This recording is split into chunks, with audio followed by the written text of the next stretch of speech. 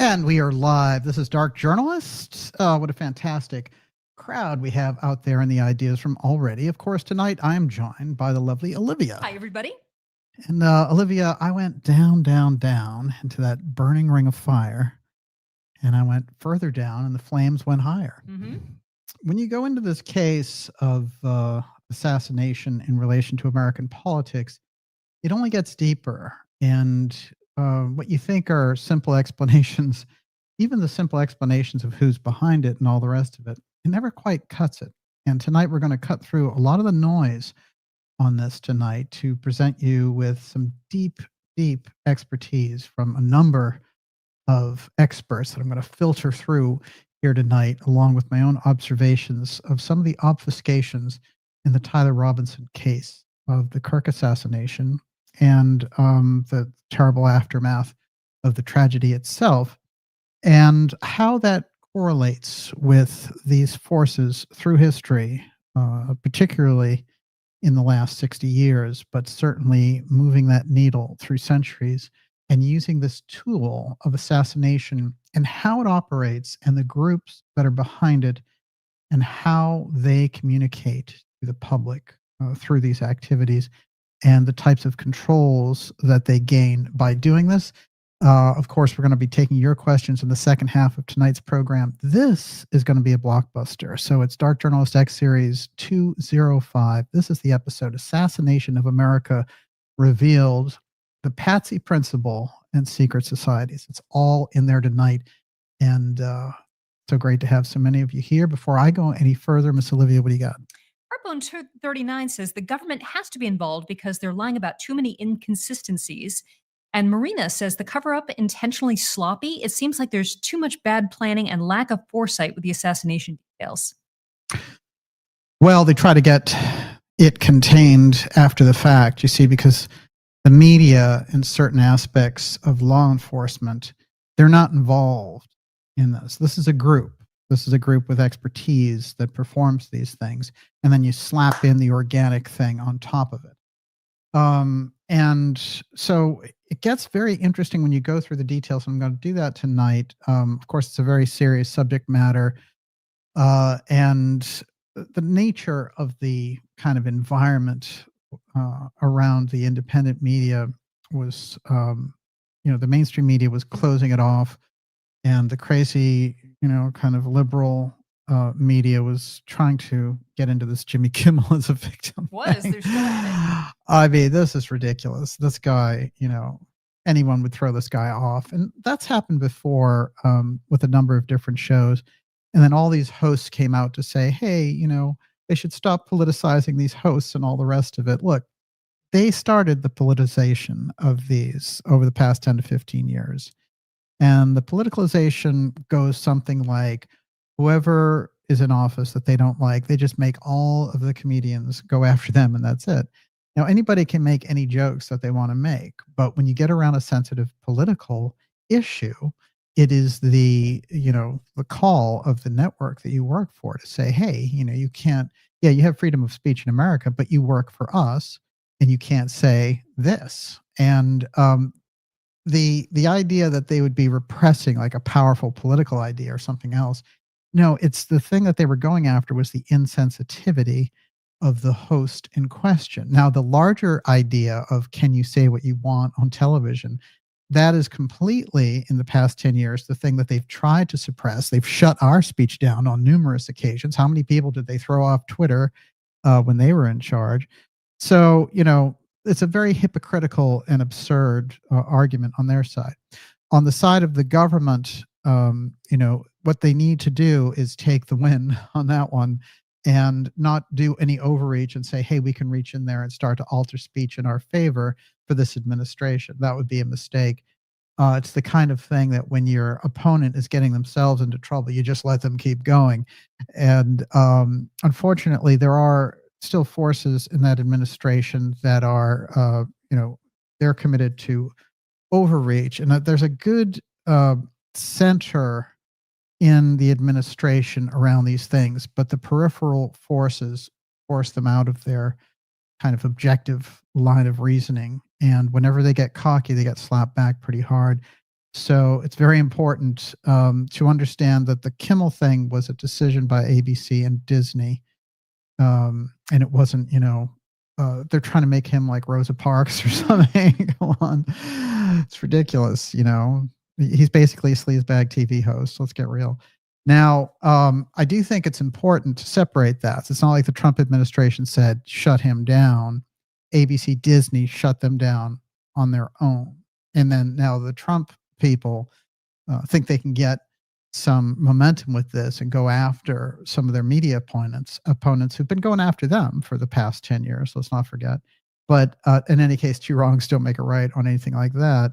But the distortion on the liberal media side is absurd. So that corporate media line, that this was a Trump, firing him through ABC. No, ABC fired him because he's an insensitive cluck. Now, there were a lot of things floating around in relation to the assassination. What it should be really is a period of reflection of those differences, and also the overarching pattern that we've seen through history of how forces behind the scenes plot to bring all these people against each other. And that's some of what we're going to be bringing tonight, with a very deep state conversation about this, and one that's getting harder and harder to get anywhere else. And I look for it. Trust me. I'm not one of those cynical people who think everything's gone off the rails. I look for the constructive conversations, and I do not find them. There's an article in the Wall Street Journal, our old friends, the Wall Street Journal, and they were talking about how gatekeepers are good, and how it was important for Time Life to keep the Zapruder film locked up for 12 years, so that the nation wouldn't have to go through the trauma. The only problem is, since they put it out and reversed the sequence of the actual assassination, they give a false impression of who is doing the shooting. So that's what a news organization isn't supposed to do that. And so the idea of celebrating gatekeeping, I think this is a new low. It's got to be. And the way you pull out of it is by not being a hostage to the corporate media on one side, and not being a hostage to this astroturfed false version of the independent media with the podcasts and crazy Candace Owens and all that stuff.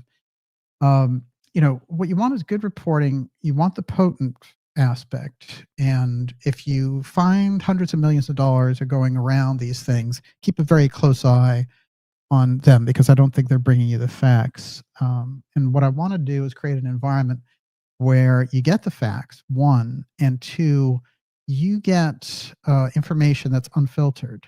So it's not being, it isn't Qatar in the background or some other entity that's pulling the strings around this. And it's not just the financial entities. So you're not getting squeezed by a marketing op, and you're not getting squeezed by a political or intel op.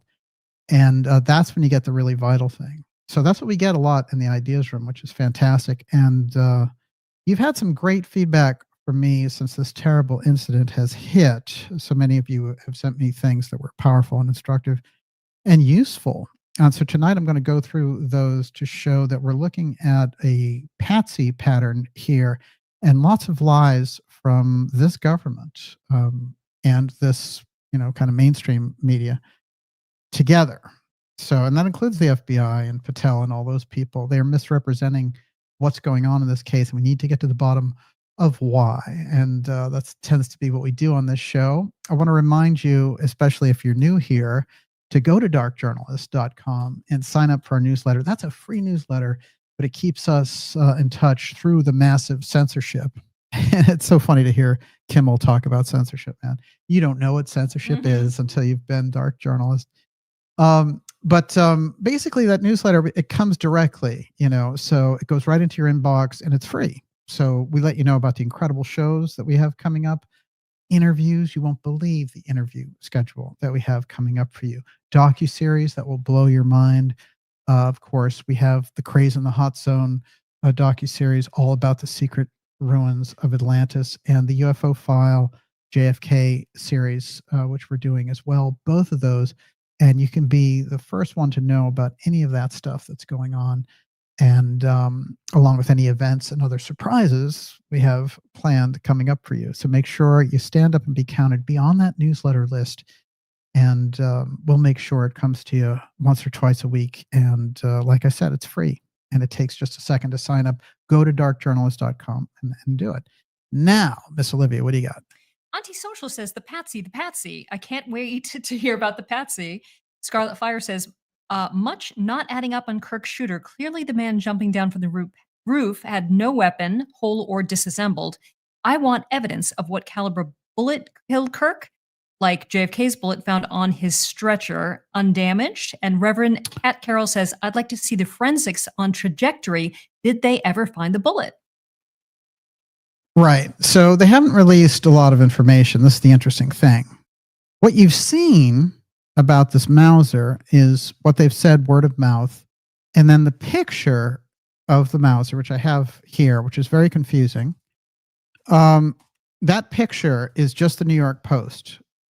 And the New York Post says, you know, we obtained this picture. But not one official on the law enforcement side, FBI or anybody, will lay claim to that picture. Now, the picture's odd because it's in a cardboard box, this Mauser.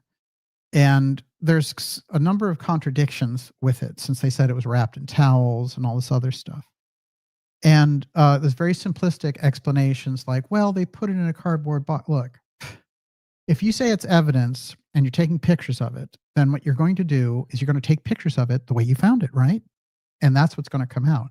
So why isn't any law enforcement person saying, yeah, that's the picture? None of them will. They will not. Now, a number of people have reached out to law enforcement to confirm that picture, and it's deafening silence. The reason is there's something wrong with that picture, and there's something wrong with that presentation. There's also something wrong with the timeline, and I have their actual affidavit, which they used to get the charges against Tyler Robinson going. Those charges are, serious. There's a number of them, of course, the murder charge and a number of other charges, including witness tampering. I thought that was an interesting one to throw in there. So we're going to take a look at that tonight. But what I want you to do is remember this. A lot of things that you see and hear are not confirmed. It's not the facts of what they're showing you. When they came out and said, here's their Discord conversation, a number of people, including me on X and other places, Twitter, said, this doesn't look like a real conversation. And it doesn't. It looks absurd. I'm going to read some of that tonight because he uses a number of terms like vehicle. How many 22-year-olds do you know say, hey, I'm going to my vehicle right now? Not many. So there's a number of problems with that whole thing. One of the things that I would like to point out is the whole thrust of that discussion, and then the FBI comments after. Now it's getting wishy-washy the way they talk about it. They're saying that is an interpretation, or that is, an abbreviated version, whatever it is. So apparently that's not the full thing. That's why they didn't put it out with the timestamps. So the manufacturing of this conversation, where he gets in this text place and he starts saying, you know what? Here's how I did it. Here's all the evidence against me. I'm just going to tell all this to my boyfriend. So that doesn't add up immediately. It was way too convenient and very extremely problematic, I would say. Yeah. The word vehicle was the dead giveaway for me. It was like, you're going to write vehicle instead of car. I mean, come on. There are incredible overlaps, and I don't know if this is symbolic, it's happening spontaneously, or if it's organized, but there are incredible overlaps with this case and the Oswald JFK assassination, especially if you know that first 24 or 48-hour period. A number of odd things come out in that period of time. One of the things that came out very early in the Oswald case is about him and the FBI agent Hosty, and how he showed up at FBI headquarters, Oswald, and left this note for Hosty, supposedly. There's no record of this. It's just, this is what they said at the time. And then the note itself was destroyed by Hosty before anybody got a look at it. And Hosty said it was just saying, leave me and my wife alone. Don't try to interrogate us or whatever. because she doesn't speak good Russian, and don't make me upset, that kind of thing. That doesn't make a whole lot of sense. What's interesting is in the realm of JFK assassination research, Professor Peter Dale Scott, I think, is the best. He noted through his own research, and he'd been into it since really the late 60s. And Professor Scott is still with us, amazingly, still doing great work. But one of the things he put across was, he's the one who invented the term the deep state, by the way. And what he put across was that it's very likely that Oswald was in fact working for Hosty, and the idea was they were setting up Oswald by making him explore the idea of arms shipments, especially getting rifles through the mail, and how those Cuban groups were getting weapons, which is why Oswald shows up in all these places ordering guns through the mail under assumed names. There's no reason to do that in that period, because in Texas, in Dallas in those days, you could just walk into a gun shop with no ID or anything and walk out with a rifle. So that is all to plant this whole thing. But if you're doing it as a job and you are an industrial security agent, as our friend Scott thought that Oswald was, then this case makes a lot more sense. And the note he's leaving for Hosty is, here's the update, here's what I'm doing. And that they're using this whole situation to kind of put him in this role of, when they grab him, they can say, aha, you have this P.O. box, it's a phony name, and you shipped a rifle to it, and then we planted that rifle on the 6th floor, and you're guilty. It's quite convenient, in fact. So there's the destroyed note aspect, and this gets brought up again and again. The other thing that's interesting is when they grabbed Oswald, in his address book was the name James Hosty with the phone number. When they listed everything that was in that book, his notebook, in the official evidence thing, they took that out. Later, they said, oh, it was an accident. We didn't mean to leave that one guy's name out. So that tells you a lot about Hosty, the destroyed note, and Oswald. Instantly, in this case, you've got Kash Patel leaning forward before the microphones rather nervously and saying, yeah, well, we have this whole note about him saying, I have a plan to take Kirk out, I'm going to do it, and all this stuff. But very strangely and mysteriously saying, oh, the actual note was destroyed, so we don't have a copy of it. But we know through our enhanced aggressive interview technique what it said. Translation, you basically scared the pants off of his roommate to tell you anything that you wanted to avoid sentencing or whatever, and say, did that note say that he was going to do this? And that, they've got the fluff guy saying, yeah, so that's not evidence. So that whole thing, now you have the rifle images not confirmed by law enforcement, and Kash Patel and what he said about the note. Both of those just leave off the radar. They're false evidence for now until they can confirm them in some way. And now the exchange itself is in question. So you get 3 of the first pieces that they put forward in the realm of public opinion, and they've all fallen apart within the first week of grabbing this guy. So you got to be very careful with how they handle it. And also, we've seen how this rolls out over years. In the Kennedy case, by the time they brought the case before the House Assassinations Committee in '79, the committee realized, oh, the CIA deceived, the Warren Commission, all this other stuff got covered up. It was a completely different thing. They said, actually, it was probably a conspiracy. That was the official government line from the Congressional Committee. And they got rid of that really fast. And but that's too long. You see, 15 years, 16 years, it's too long. If you can't get them now, it doesn't matter if we get them 20 years later and say, hey, you did this, it was arranged. It's very important to see what they're doing now and to isolate the process now.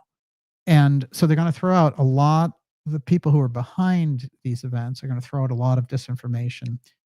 And I've made some general rules about dark journalism, but you really, when you do this work, you need to use this as the bullet points that will guide you through everything.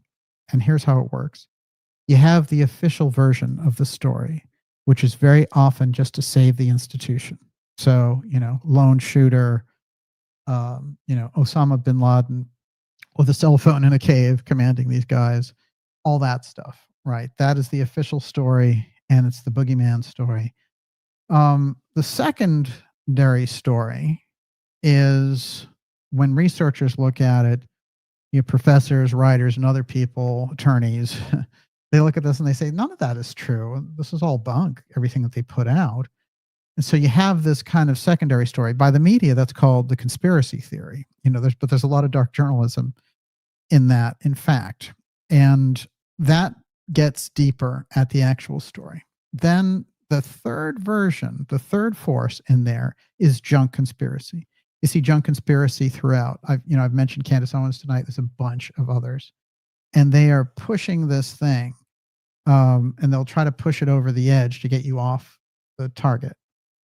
And so the junk conspiracy is something that the first group who are putting out the official narrative put out in order to confuse everything and to obfuscate the situation and make it so bizarre that you won't go near it, right?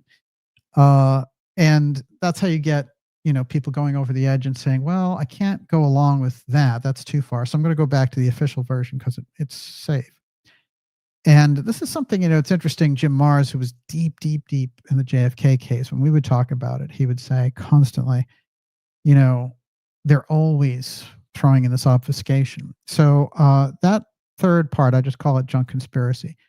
And it goes side by side with the rest of this, and in the cases throughout, you always get the junk conspiracy thrown in there along with the real stuff. And you have to learn to discern the difference. And together, that's what we can do here. And, like things like the driver did it, they're always going to throw those things in there. And you have to make sure that you've got evidence for what you're talking about and that the facts are on your side. Remember, one man armed with the truth constitutes a majority, notwithstanding $100 million podcasts that are pop clicking through all your, Twitter feeds and everything else and just making a mess out of this situation and a bunch of egos grabbing at each other and, horrible people. About Nick Fuentes, this thing has gone, the independent media, what it was supposed to be was independent researchers, and balancing out against this horrible mainstream media. And they were getting, people were helping them, putting them, and you have some good guys out there for sure, Greenwald and other people. But this other thing that's masquerading as independent media isn't. It's backed by hundreds of millions of dollars. I've investigated it thoroughly. And let me tell you, the money that is being poured into this thing to control narratives is absolutely terrifying. So we need to be very conscious of that as we go forward here. So as far as it goes, from my perspective, half the battle is working with the right information to start with, because remember, on the mainstream side, you're going to get that official version and they're going to block out the truth with that. So when you go for the secondary information, you cannot go over a cliff just because somebody is running a big production around a particular thing. Very important. Everyone, you're watching the Dark Journalist Show. Deep tonight in X Series 205. This is Assassination of America Revealed, the Patsy Principle, secret societies. It's all here tonight, and we're going to be taking your questions, as I mentioned, in the second half of tonight's program. Miss Olivia, how are you doing? I'm not doing great. I can tell it's not going to be a fun night in the ideas. Oh, no. Yeah, that's always, when the temperature gets hot, the facts always cool things down. The Black Zionist says Charlie was shot with a palm pistol from a guy dressed in beige to the left of Charlie. The same guy who assassinated Charlie jumped the metal gate and helped assist Charlie to the private vehicle for a hospital ride. You showed me this video. Yes. That's very interesting. It's not conclusive, but it's interesting. And I think all that information, what they have is what they pretend now is the shooter and the angle and all that stuff is they can very easily prove their case because there was a camera aimed directly at all that, and it was right behind Kirk when he was assassinated. There's a guy who stands on the chair that Charlie Kirk was assassinated on and removes that camera. And then we never hear anything about any of that footage or anything. Now, maybe they will release it. I hope that they do. But it's very suspicious that we don't have that information and that camera got grabbed like that. So there needs to be explanations around this. Look, the law enforcement officials are accountable to the public. That's the way that it works. Just like in a jury system, that defendant is presumed innocent before, a jury of his peers decide on his innocence or guilt. That's the way America works. So when you have, all of these grandstanding former Fox hosts or whatever doing podcasts now, and they're like, I want to be there on the firing squad and stuff, this is the wrong approach. You cannot have that. What you need is a very objective approach to find out the truth, because we have a history in America of the Patsy principle, and we're going to get into that tonight. I'm very excited to deliver this to you tonight, and it's going to be fantastic as well to go through all of this, because the Ideas Room is one of the most informed groups on the entire internet, and that's what makes this show such a joy to do. What else you got? Nena says the sheer number of suspicious people seen running from the scene, carrying gun in bag, confessing, taking cards out of cameras, making weird hand signals. The list is a marvelous compilation. And El Cid Barrett says, what about the persons first detained that were in the crowd? What is this guy's name again? Something Domingo. Okay. Coleman, right? Coleman Domingo. Coleman Domingo. Remind me of that later. Mm-hmm. That's going to be important. There's a Betty and Barney Hill movie coming out, and there's actually two of them coming out, interestingly enough. One is the Obama production, and one is another one with Demi Moore and Domingo. Coleman Domingo. Okay, Coleman Domingo. I'm actually going to show it now. Now, they're trying to rebrand the Betty and Barney Hill thing as the love story of the century, and it's Demi Moore and say his name again. Coleman Domingo. Coleman Domingo. Two very hot people. Yeah, this guy does not look like Barney Hill at all, and nor does Demi look like Betty. And I just think that this is very interesting. It's called Strange Intruders, and we're getting a lot of intel about that. It looks like the Obama production for Netflix will hit first, though. White Mountain, I think that's called. And it's a totally different approach on this. So something interesting and strange is going on there. But they did this. I remember when they did Killing Kennedy on Fox, and it was the most ridiculous production you've ever seen. So they have Marguerite Oswald. Marguerite Oswald in real life, she had a lot of courage, she had a lot of guts, but she looked like a troll. She looked like a little troll woman. And she, in Killing Kennedy, she came out on that Fox thing, and it was like, she looked like a former stripper or something. She came up and she visits Oswald in his cell, and she's like, Lee, how are you, my darling? So that's how they do things in this kind of absurd thing. I think that they should stick to the characterizations. I think people want them to be realistic, and that you don't need people to be kind of uber fab when you are addressing them historically. Yes. I can't do it tonight. It's good. It is, I'm telling you, the nature of the environment is such. But I will tell you this, that what happens when you get into Netflix and things, bringing themselves into this arena, you have to be very solid in the work that you do around it. Like we were doing with the Casolaro case. It was very important. And then they came out with this ridiculous version. The guy starts dressing up like Casolaro in the documentary. So they know that these topics have been popularized, and that the real researchers have gone after this and done the right thing. But what we have going on is, the nature of the problem is that they exploit those things. And now that's spilling over into podcast land. So it is very important. The work that we do here and the kind of symbiosis we have with the Ideas Room, that's the thing that counts. And remember that through all of this different thing. They're going to throw a lot of spaghetti against the wall here at the close of the year, because they're gearing up for an election year next year. That's just the nature of the environment that we're in. But if we keep, if we keep our wits about us, we're going to find some exploding truths in the middle of all this. That's going to be very, very worthwhile indeed. The other thing I want to mention is that when we're going to do your questions, you can ask the questions now, and Miss Olivia is going to put those together for us, and we'll take them in the last half hour. We'll go about 2 hours with you here tonight. Miss Olivia, what do you got? Alchemy by Angela says, we know collective trauma, further division, and, quote, pleasing Ahriman by death, destruction, and celebrating death are all necessities, but was this a distraction? Psyops are multifaceted.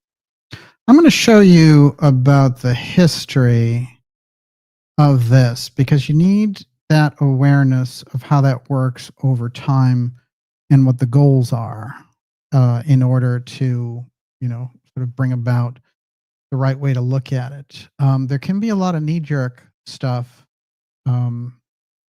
That's the funny thing, because when I went into this case, I went completely eyes open, looking just for them to give us the facts. Then they started messing with the story. And we shouldn't accept a story that's messed with. We should demand the facts. And because we have a history of investigating these things, we know the right questions to ask.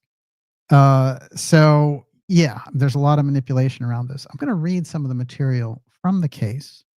And then we're going to go into a very interesting backdrop of going through the history of assassination and what it's been used for, everyone from Franz Ferdinand to John F. Kennedy, and what that is about, and also an esoteric perspective provided by the kind of counterpoint to the secret societies by the mystery schools. This is going to be particularly fascinating. Okay. First off, one of the things I want to point out is right away when they started putting out the text messages, this guy started talking about his doppelganger. And the way they were portraying it in the media was he was joking about it. And yet when you see him in all these different places with different outfits, and you think about the comparison with the Lee Harvey Oswald setup of the assassination and all the rest, and how many Oswalds that there were, and how J. Edgar Hoover, our FBI director at the time, was aware 3 years earlier and wrote a memo himself about Oswald saying someone was using his identity. So the doppelganger thing is deep, deep in the intel system. When it gets raised right off the bat in this case, it's a huge red flag, as was the Mauser. But what he says is, suspect in Charlie Kirk death joked his doppelganger did it. In this group chat here. Now, as I mentioned at the start of the show, FBI agent Hosty got a note from Oswald that Oswald left at FBI headquarters. Could have said anything, but he destroyed it. In fact, that's destroying evidence. But he was never called out. He was questioned heavily by committees years later, but it was too late.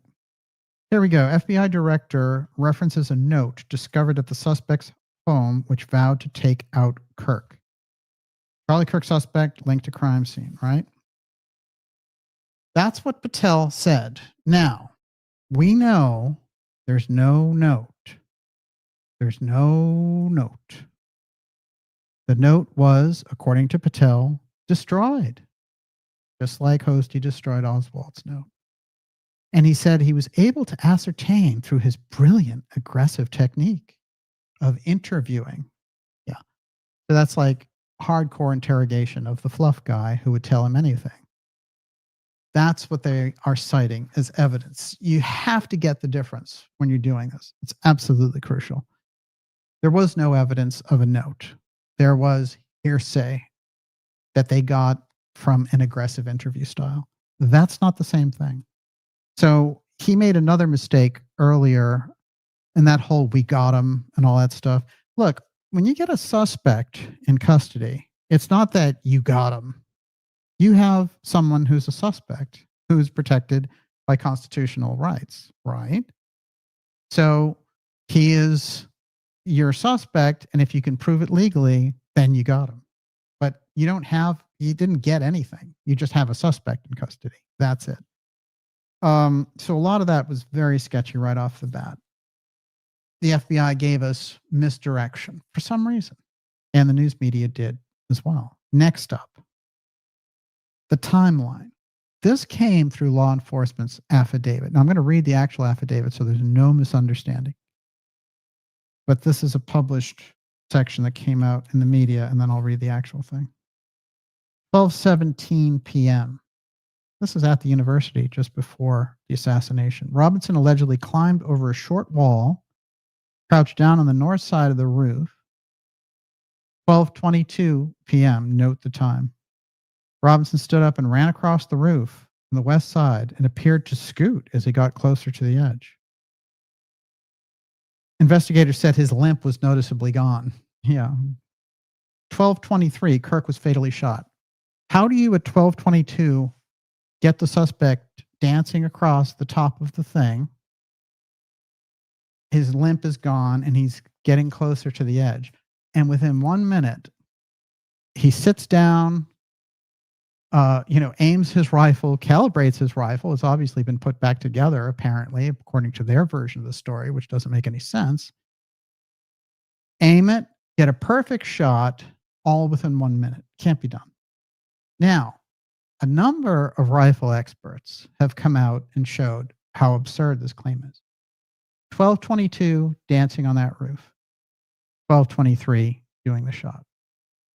You're not going to make it. That's wrong. So they're feeding us wrong information there. Here's what they actually say, just so there's no misunderstanding. At approximately 12:17, suspect climbed over a short wall and appeared to crouch down on the north side of the wall on the rooftop. At approximately 12:22, suspect stood up, started running across the rooftop of the Losi Center building. The notable limp from previous surveillance was absent. Suspect ran to the west side of the rooftop and appeared to scoot along the rooftop as he got closer to the edge. Okay, he's scooting. At approximately 12:22, he is in near the edge of the rooftop and appeared to be facing west in the direction of the courtyard area. The rooftop of the Losi Center building overlooks the courtyard, et cetera, et cetera. At 12:23, Charlie Kirk was shot. So their explanation for a minute for this guy to do this doesn't add up. So they're going to have to provide the footage that was hanging out there, or else this is just going to, the lawyers that this guy has might be able to blow this away if they don't start coming up with the real story. But in any case, this is bunk. And then what they proceed to tell us is that when he jumped off the roof, that he had somehow disassembled the rifle with a screwdriver and all that stuff, and changed his clothes. Now, he changed his outfit 4 times. That's a lot. So I don't think at this point we know how many people we're dealing with. There are stories now of him getting off that roof, as somebody mentioned, and having a car pick him up. When they've shown him, and they must have better versions than the things that they're showing us, but as we've looked at them, it does not look like the person jumping off that roof has a rifle. And when you see people who are rifle experts disassembling their gun, there's no way that backpack, you can have the Mauser in that backpack without it showing, because that's not even a very big backpack. So there's a lot of problems. One of the things I noted also is that in that very sketchy exchange that law enforcement released between Robinson and his boyfriend and roommate and all that, where he said, "I did it, and here's how I did it." And my love. my love. My roommate love. What's interesting to me is he says, "Oh, the feds keep showing the picture of my rifle." Now, the feds never showed anything. The New York Post showed a picture of a rifle, and it had none of the identifying, setup that they had said about this thing was wrapped in towels. They would have taken pictures of that, and they would have had that. So then I asked the New York Post to confirm it. Can you confirm it with law enforcement, or did you just guess of this thing? I am going to show you a couple pictures here. This is one of the outfits. That's one of the Tyler Robinsons that day. That is him somewhere around 8:30 in the morning walking toward the university in shorts. And the amount of changing clothes here is bothersome for a lot of reasons. And I'll explain why in a moment. Of course, the final change of clothes is the picture that came out yesterday of him hanging out at Dairy Queen at 6:38. This is a problem also because he's also supposed to be on his way back by then. What is he doing there 6 hours later, hanging out at Dairy Queen?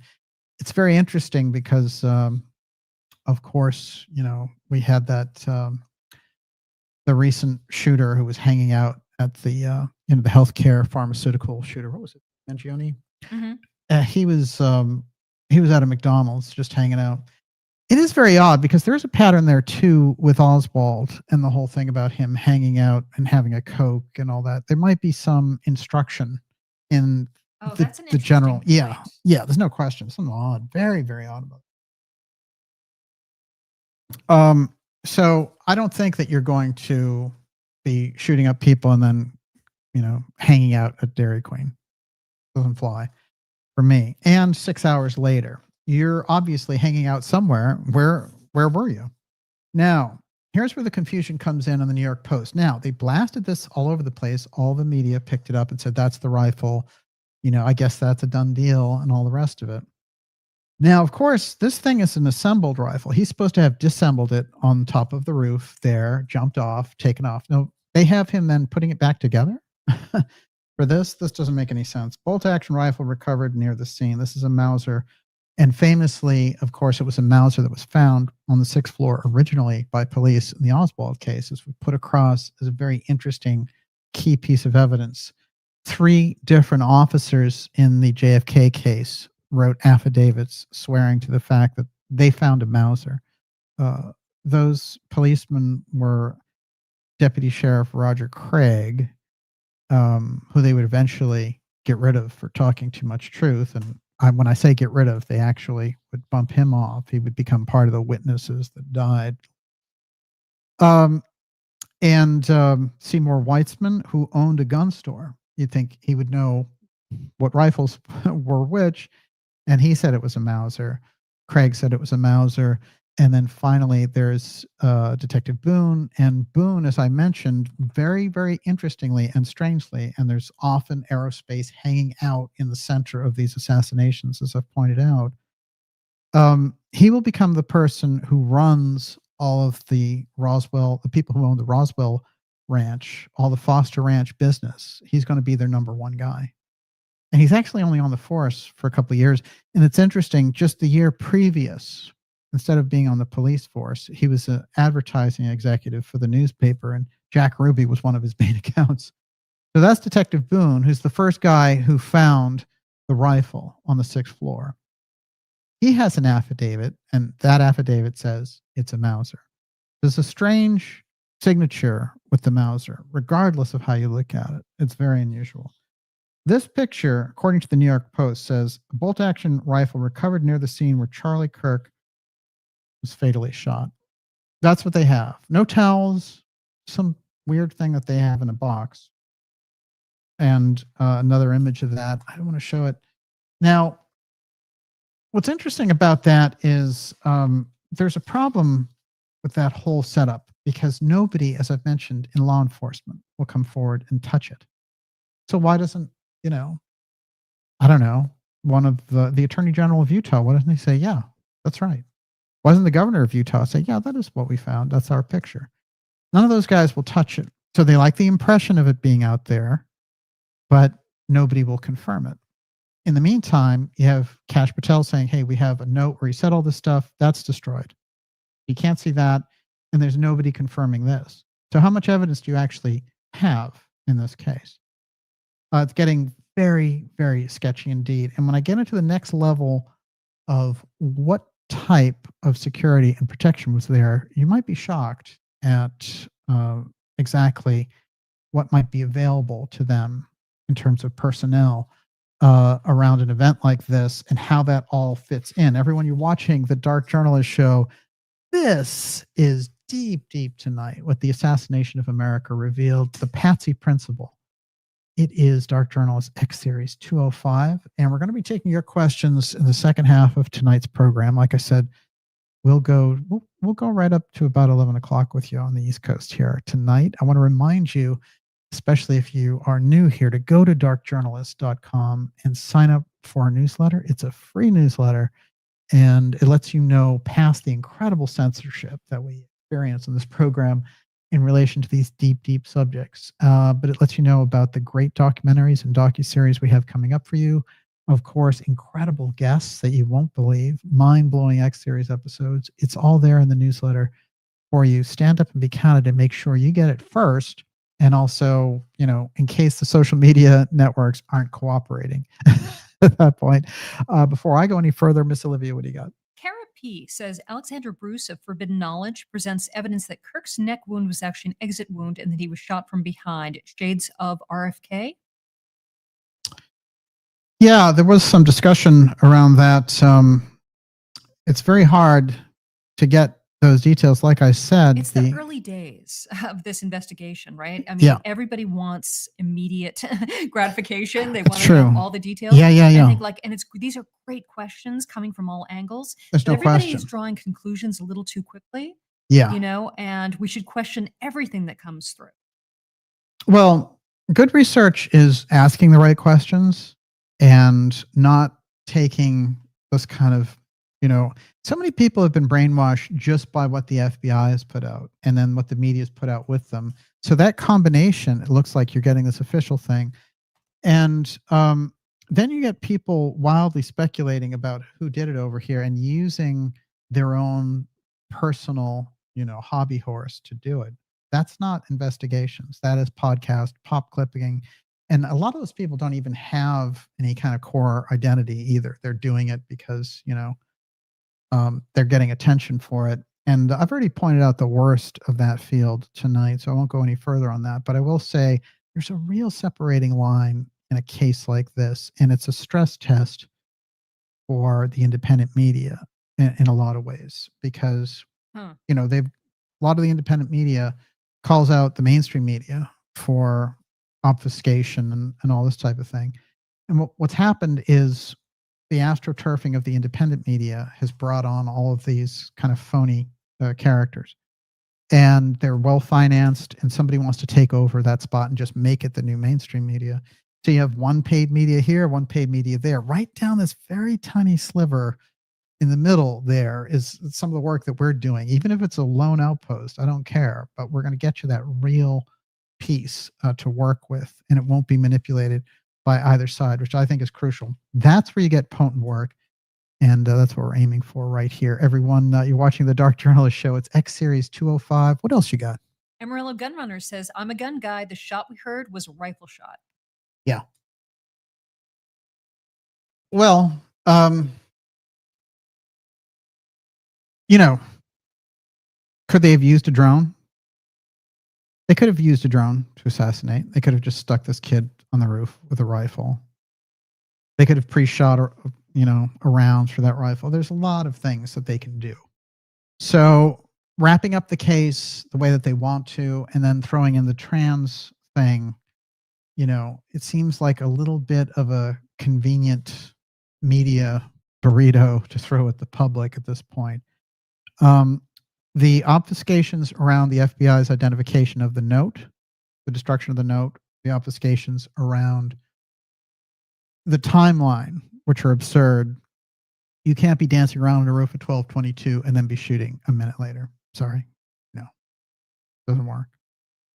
Because any rifle person will tell you, you have to set up, you have to get the person in your sight, you have to calibrate your weapon in a situation like that. And you can't do it, even if you're an expert, in a minute. It's not going to happen. So let's get real about that. That's not accurate information. However else, you know, if they want to say, well, we put it out, it was wrong. Okay. But it's not accurate. We're not accepting that. No way. Yeah. What else you got? I'm sorry. There's just so many opinions, and yeah, I know. Because everybody's reporting on this, and depending on who channel, you're listening to, you know, you're gonna, you know, I've seen different expert snipers have different opinions, you know, about exactly. So, I mean, it's like, and then you get different influencers who watch those videos, and you know, it all compounds. Yeah, I mean, this is the Dark Journalist Show. You know, you're getting dark journalist, deep information, deep research. You might have some fluff stuff out there. You might have some good stuff out there, whatever it is. Take it all into account. But I can tell you this, that we're giving you the most solid information from the most solid sources. And we're giving you the background, more importantly than trying to manage the case in real time so much, is to give you how these cases, the types of influences that are around these cases and what their goals are and what types of forces get involved around this. I don't think that people understand that.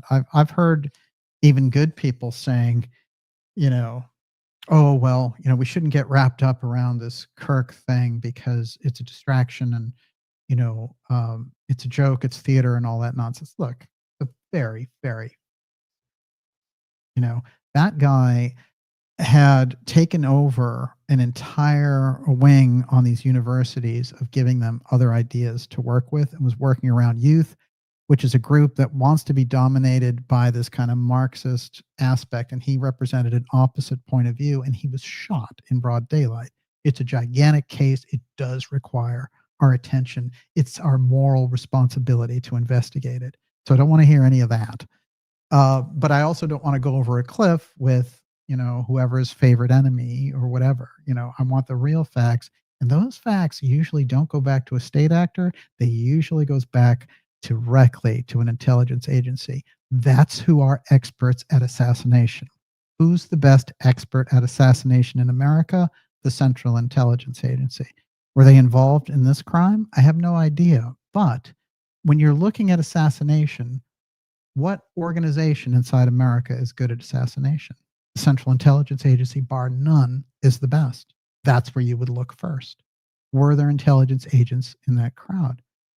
So when you get into deep state assassinations, you have to look at the broad scope. And they're always going to give you, the Jack Rubies, the John Hinckley's, the Mark David Chapman's, you're always going to get them. The Thomas Matthew Crooks. That is the Patsy principle. They manipulate us with the Patsy principle by giving us the background. And it's interesting, when you look at Crooks and just noticing his hair, for example, here, which is kind of like, his hair is not very good. It's pretty ratty, and there are a lot of problems with it. The guy on the roof, I want you to look at this because you're really good with details like that. Look at the hair of that guy on the roof. I mean, this person has totally different kind of hair. Now, I'm not saying, it's longer, his hair quality is different. So, unless he started taking multivitamins to give himself shiny hair, I don't know what to tell you. That does not seem like the same person on the roof. Now, they rushed the autopsy thing with Crooks and then cremated him. That's the end of that. So we're not going to be able to get information about who that was up there. Of course, there was somebody else that got mentioned very early on in the case, which is Matthew Urich. He looked the part. He had the background. What happened to that case? They just stopped mentioning him. And maybe he was just an innocent person who was grabbed, and there's nothing more to say there. But you should say, this is what we determined about Urich and so on. Instead, they just brushed that story away. There are reports, if you listen to what was going on in Butler, Pennsylvania, and of course, this is the case where they were trying to assassinate President Trump, who was leading candidate Trump at the time, last year in July. And the Secret Service allowed this person on the roof, very much like the Kirk situation. So something fundamentally wrong, and you have to understand how these people do this, what types of groups do it, because the official explanations don't hold, and they haven't hold, certainly going back at least to the Kennedy era, but even before that. But if we just have that as the kind of genesis of the period that we're in, the Kennedy assassination, they're still investigating at a federal level. They're still releasing records because they've held the truth back for over 60 years. So the government didn't want the public to have the truth on that case. The things that have slipped out now, including that Joe Anides was setting up Oswald. Joe Anides was a paid CIA psychological manipulator, top psychological warfare officer in the government, and that he was setting up Oswald before the assassination. So is that just supposed to be, well, that record came out, so what? No, the government then needs to go back and reshuffle what they have there with the Central Intelligence Agency. They need to go on the record and say, 60 years ago, one of our guys got involved in the assassination, at least to set up Oswald. Now, we know that they did a lot more than that. But you see, it's not just to float out an innocuous historical detail. There are actions related to the things, and that's what they've always been afraid of. That's why they held the records back in the first place, because of their own complicity, not only in the assassination, but in the cover-up ever after. So we have to get on the same page about that. And amazingly, over 60% of the American public understands at this point. And, these cases span histories, and the things that took place in the 60s might be decades before, many of us were born. Some other people lived through it. But whatever, that is, it's a generational piece, and we don't solve it by, just adding some detail 60 or 70 years later. The detail needs to make the change, because if the government was involved in the assassination of President Kennedy, which it certainly was, then that needs to fall, that the entire embrace of this clandestine agency and a number of agencies now, that whole thing needs to be rethought. And now it's on the record, right? So that's where I think you get into different territory. Yes. Some people, I hate to bring this up, some people are claiming that Charlie's in the witness protection program. Oh no, it's terrible. Yeah. It's terrible. Can you address that? Yeah. I mean, that's just crazy talk, unfortunately. And you always, that stuff is around there. That's the junk conspiracy. That's just the way it goes. And it gets floated out there on purpose so people will stop looking for answers. But no, I mean, it's such a sad situation and a sad story. And, the idea that they have in historical situations had doubles for people on a historical level, like doubles for Oswald and stuff, is a proven fact. There are actually memos from the FBI director about it in that period that we have. So we know it's a fact. And we also know some of those people who were paid to, duplicate him came out years later and said, yeah, they had me doing this. So you see how that is one type of going deep, and that's a kind of dark journalism. But then the junk conspiracy can come in right away and be like, oh no, what was that stupid thing where they said Kennedy escaped through a trap door? Oh God. So, it's a tricky environment to navigate, but I very simply go back to the work of Professor Scott, the work of Dr. Farrell. There's a lot of solid foundation. My own research in this case of assassinations spans decades now. So it's easy for me to see what's what. And then you take that into your own perspective and you roll it around and figure out what feels right to you. Everyone, you're watching the Dark Journalist Show. We are going deep, deep tonight in this live stream, X Series 205, the Assassination of America. I take that from the Paris Flamand book, and I'm going to talk to you next about Paris Flamand as we go deep here. Patsy principle revealed. Secret societies are also involved here. I want to remind you, of course, we're going to take your questions in the second half of tonight's program.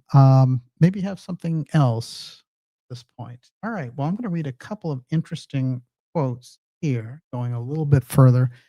I want to point out something about a couple of historical cases. One of them in this case is for Lee Harvey Oswald. And something that's not often put in perspective properly is about Oswald himself and the signals he was sending just before they bumped him off, as it were. Also, we were talking about mysterious backgrounds with Oswald. I've brought this up on a number of occasions, that there's an entire Oswald history and a family named Timmer in North Dakota that claimed Oswald was their next door neighbor for a year and a half in North Dakota. Here's one of these. 60 years later, mystery still swirls around whether Lee Harvey Oswald once lived in North Dakota. A recent Gallup poll suggests that 65% of Americans believe the death of President Kennedy involved a conspiracy. Timmer said that one small North Dakota town is part of the story. That town is Stanley. Very interesting, too, if you look at that, in Stanley at the time, the Oswald that was there with his mother was saying my dad works in the oil rigs. That's why we live in the trailer over here. And that's a number of different people who worked on those rigs. The family would live in the trailers. The father would go work off in the oil fields and then come back. And that's the way it worked. So there was a lot with this. And one of the oddest things I found in the middle of that case was that Timmer, when the assassination came out, and he sent letters and, to the Warren Commission and everything else, he was willing to testify and gave them all the information. And his mother gave him the information. It's like, yeah, I remember Oswald. We called him Harvey Lee.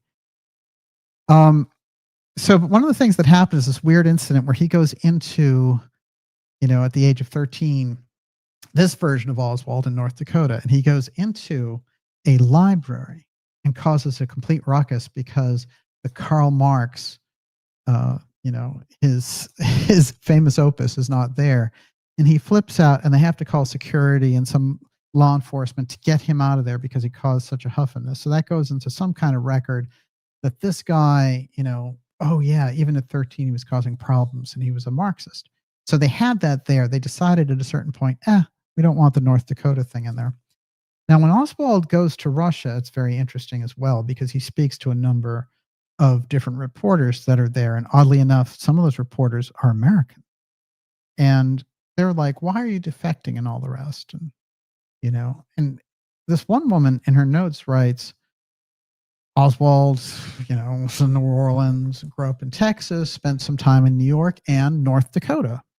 That's in her notes. So for years, they try to say, to blow this story off, well, actually, she meant New Orleans. So she just said North Dakota. It's an honest mistake. And then her notes came out. She died, and the family let her notes out. And one of the notes in her handwritten thing, it says North Dakota. It's not a mistake. She wrote it that way. And that tells me a lot because there's a North Dakota chapter in all this that's missing. So when they go for records pertaining to the knowledge that the FBI and the CIA had about Oswald and the JFK assassination, there's something wrong with the fact that they haven't run into the multiple Oswald lives and released that to the public, because Oswald was definitely a deep intelligence operation. And there are ways at getting at that information. There's no question.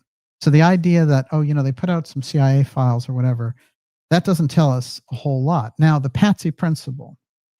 Okay, this is interesting. When Oswald was taken into custody, he had two things on him that were very telling. One of them is a bracelet that says Lee. The other is his Marine Corps ring. Now,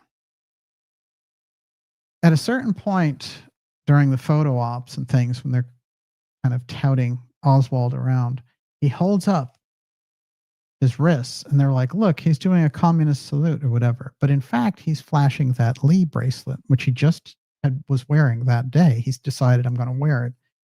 And I believe this was to tell those people that he was working with that I'm the real one, that the dupe that's out there is a different guy. And that's the famous pose. But as you can see, the bracelet here, that's the Lee bracelet. So these are signals being given in real time before he's taken out. And I think that they are very, very telling. And what they're telling us is Oswald knew, but they had a secondary player out there. And that's why that day he decided to wear that Lee bracelet. There's a number of things that we can learn historically just thinking about Oswald and the Kennedy case. But they needed, in a way, Oswald was the ultimate model of the Patsy. When they came out with the Robinson case, there were so many weird signatures that were like Oswald, as I mentioned at the top of the program. The Mauser, of course, that was the first rifle found, according to the three officers. 1. 2, the destroyed note. Hosty destroyed the note. Patel now is saying there's a destroyed note that says everything. The overlap was gigantic in terms of these symbols. Some things, of course, are coincidence or whatever, but to see so many of these played out makes you think that they are actually, playing with a template there. And there's no doubt that they've decided to go the route of giving us a story for this instead of giving us the facts. I have no question about that. Whoever arranged this had it ready. And that's part of the problem that I have with this case. I'm going to go through a little more of what they have on Robinson. But before I do that, I want to point this out in connection with crooks and how this could overlap into a security situation like Robinson. In 1970, and it was originally sought for in 1968, the Secret Service asked for a public law that would give them the ability to tap the Central Intelligence Agency for their events so that they could have CIA personnel working side by side with their Secret Service agents, say at the Democratic National Convention or things of this nature. Now, the Central Intelligence Agency before 9/11 was only supposed to work overseas. They weren't supposed to work here. That was the FBI's job. But this is the law that got put into place, and I'm going to put this on the record for us. It's Public Law 90-331, and here's how it reads, just so we know what we're dealing with here. To authorize the United States Secret Service to furnish protection to major presidential or vice presidential candidates, like Trump was in that event in Butler.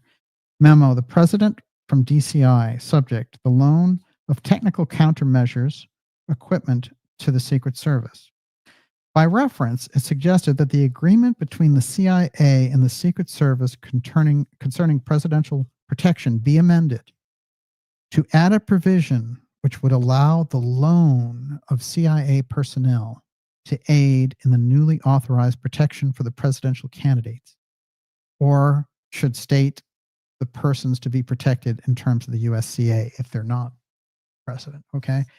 That means in Butler, for example, Central Intelligence Agency could have been active in that group of protecting president, quote unquote. But where we've had the CIA be bad actors in the past around this, the question never got asked, were there any CIA personnel? We know there were Homeland Security people there. We know they were dropping the ball. They know that they had crooks running all of these drones over the site beforehand, but the Secret Service, they didn't run any drones. They said, oh, we couldn't find the technical setup. Shucks. We're only the top, most elite force of security in the entire world. But here, Thomas Crooks, this guy who just got out of high school, basically, he's able to fly drones before they do anything, and then they fall down on the job. They allow President Trump to be shot at.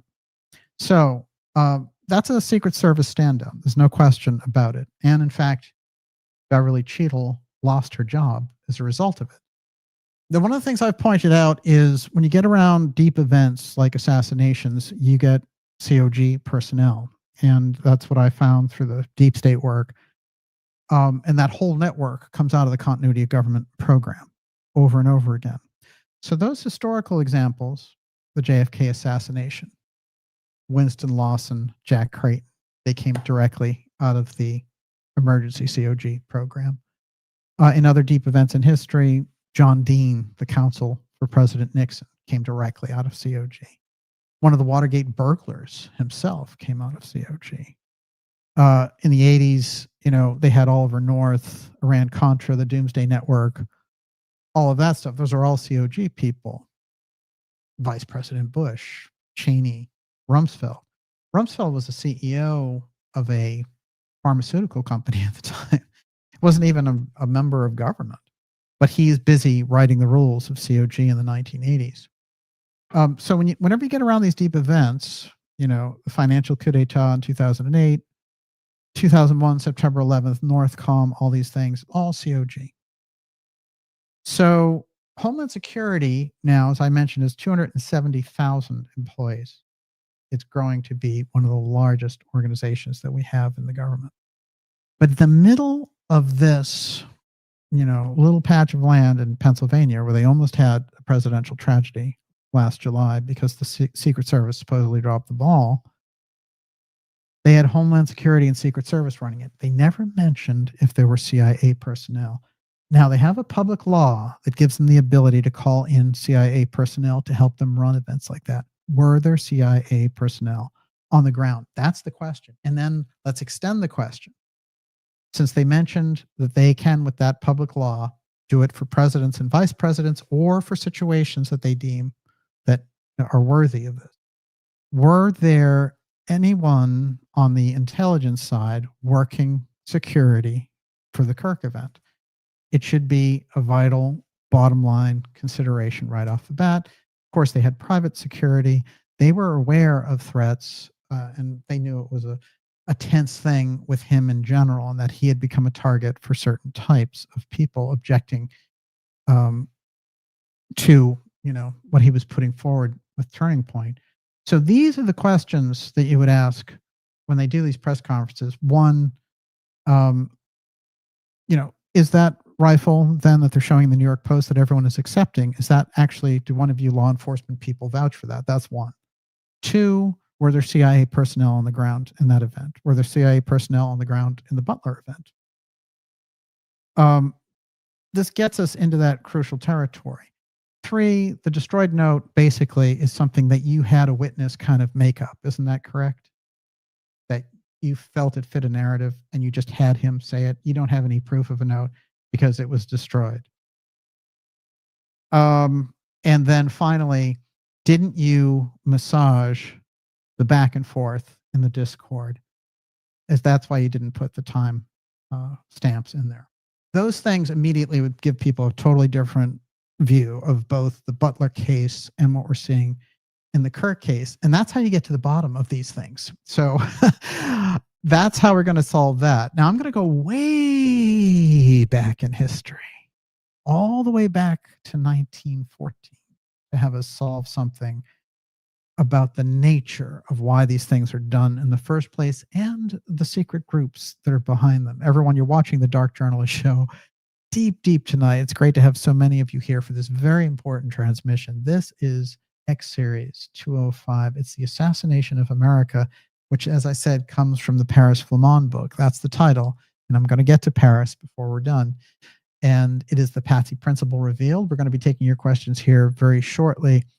I want to remind you, of course, especially if you're new, go to darkjournalist.com. Don't miss out on the opportunity to get on the newsletter list. It's free and it helps us go back and forth without the social media censorship that we experience when we get around these very sensitive topics. And it's understandable that they're sensitive. However, the censorship is not so understandable, except that there's kind of a program there to do it. And but we can get around it, and we have that direct pipeline. Stand up and be counted. Go to darkjournalist.com. It takes literally 10 seconds.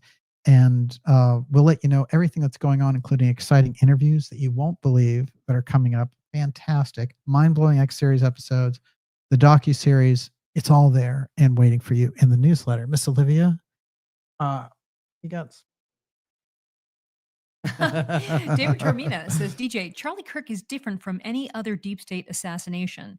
Charlie, with as much potential as he had, wasn't an imminent threat. Or was he? Does this action reveal a crack in the empire?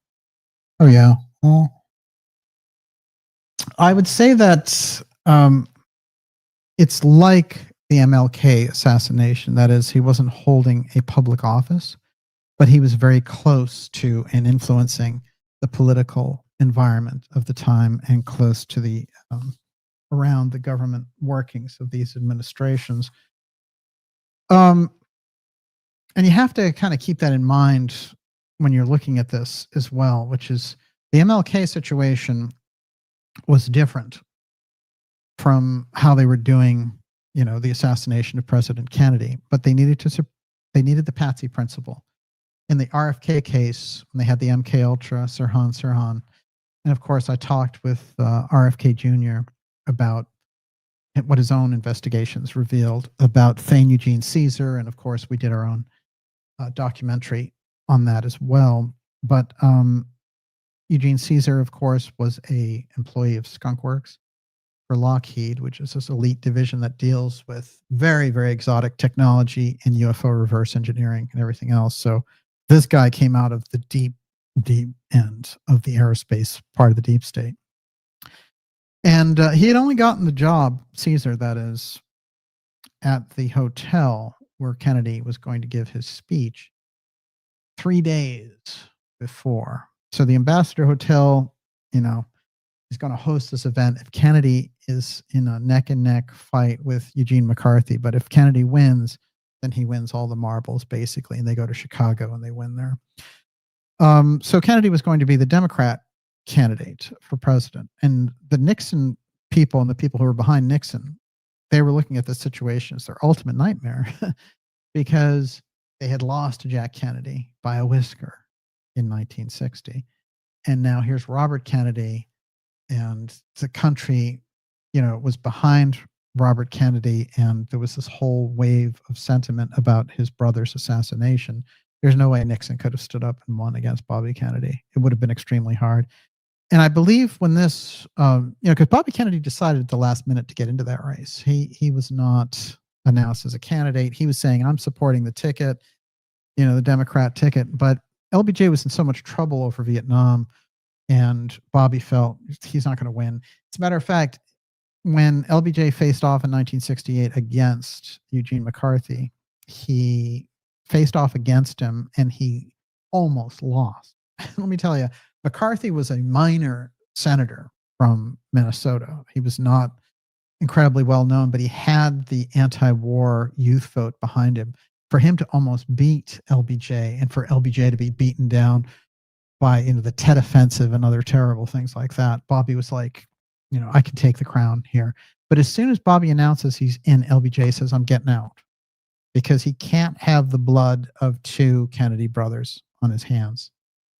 So he can't be, I benefited from the first one, and now I'm going to face off against the second one. When they assassinate him, I'll be the reelected president. He could not do it. So he does a very unusual thing, and I don't think any president has done this in history. They all run for reelection for a second term. And he said, I will not seek, and I won't accept it if you draft me, the presidency. So he decided, I'm out. As soon as he decides he's out, only a week later, MLK is assassinated. MLK was going to throw his support behind Bobby Kennedy, and the two of them would have been unstoppable in that environment. So, you would have had a whole different history playing out there. Instead, by the time you get to June, when Bobby Kennedy is coming in and winning the California primary, and basically that cements the Democratic nomination for him in 68, he's going to be the candidate. So you have to get him there. You can't wait around. And so LBJ has already decided, I'm out. He already knows about what happened in the shenanigans that it took to get him in the first place to take out Kennedy. He can't do it again. So the group there, that Robert Mayhew group, is the one, and they were associated with Howard Hughes, and that whole deep state operation goes very, very deep. I did a whole documentary on it called X-Protect, the Aerospace UFO File Assassins. And, tremendous response to that. What is that now? 2020? I think it's 2021, maybe 5 years ago. Incredible. Unbelievable. And what we've been able to do is go forward with that information. And we talked to someone named John Meyer. And John Meyer was Howard Hughes' right-hand man. And he talked all about how in the background, they knew that Mayhew had taken care of the situation and caused the assassination of Bobby Kennedy. And it's interesting with Bobby Kennedy, certainly Bobby Kennedy had a lot of enemies because of his going after the mafia and everything else. But giving him the presidency, giving him the reins back, opened up the removal of Kennedy in the first place. They could not have this situation happen. And Garrison, actually, Jim Garrison, the DA of New Orleans, tried to warn Bobby Kennedy about this. So that was the nature of the situation in 1968. Interestingly enough, Thane Eugene Caesar and this is something that John Meyer went on the record with, and that's in the documentary. He said, "Oh, I remember him from when I would go to Las Vegas and hang out with Mayhew and Hughes. And Thane was around there. He was kind of like their strongman, you know? And so he's in with the Howard Hughes Advanced Technology Lockheed thing that never got figured out. And then he's working at Skunk Works. Look, you know, that's Ben Rich saying we have the technology to send ET home. There's always a UFO signature in the middle of these things. This is the crucial aspect to keep in mind. There's an advanced technology signature whenever you get around the assassinations. There's just no two ways about it. And we need to look at that straight in the face too and say, why is there such an overlap with this? And of course, we've done a number of shows on that. Now, I want to go back into this historical piece to get us in the mindset of where the whole assassination principle comes from. And does it go deep into not just these political forces, but how they operate inside of a secret society setup. This is the crucial aspect we're going to get to now. And you can only do it here on Dark Journalist X Series 205. Everyone, thank you. It's so great to have so many of you here. We're going to get to your questions momentarily. Before I do, Miss Olivia, you're All right, let's go there. So I am an I says, can you respond about Israel having a motive? And David Termina says, if Charlie had the courage to openly question the morality of Israel's conduct, perhaps he was tuned into the danger of the Stargate AI project. Well, there's a lot with the Stargate AI thing. The problem with assassinations, when you go after state actors, it'll never end. You'll just, you know, the CIA, the first thing that they put out in relation to the Oswald assassination was that Cuba did it. Then they said that Russia did it. And then later, when you would get around Iranian things, you remember the Crooks thing, what they were putting out was Iran did it, right?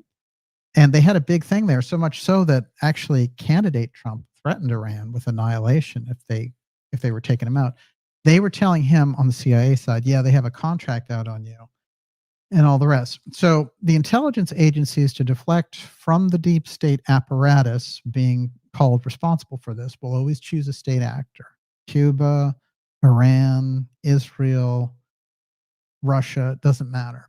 But when you are in that territory, you are in a very diluted picture, because state actors stay far away from the assassination action. And it is the intelligence agencies that operate there. So that's where you look first. Remember, who's good? Who's the best? So if you were looking for, you know, let's say there was this incredible shot that was pulled off, you would grab all the best riflemen around and say, where were they on that particular day?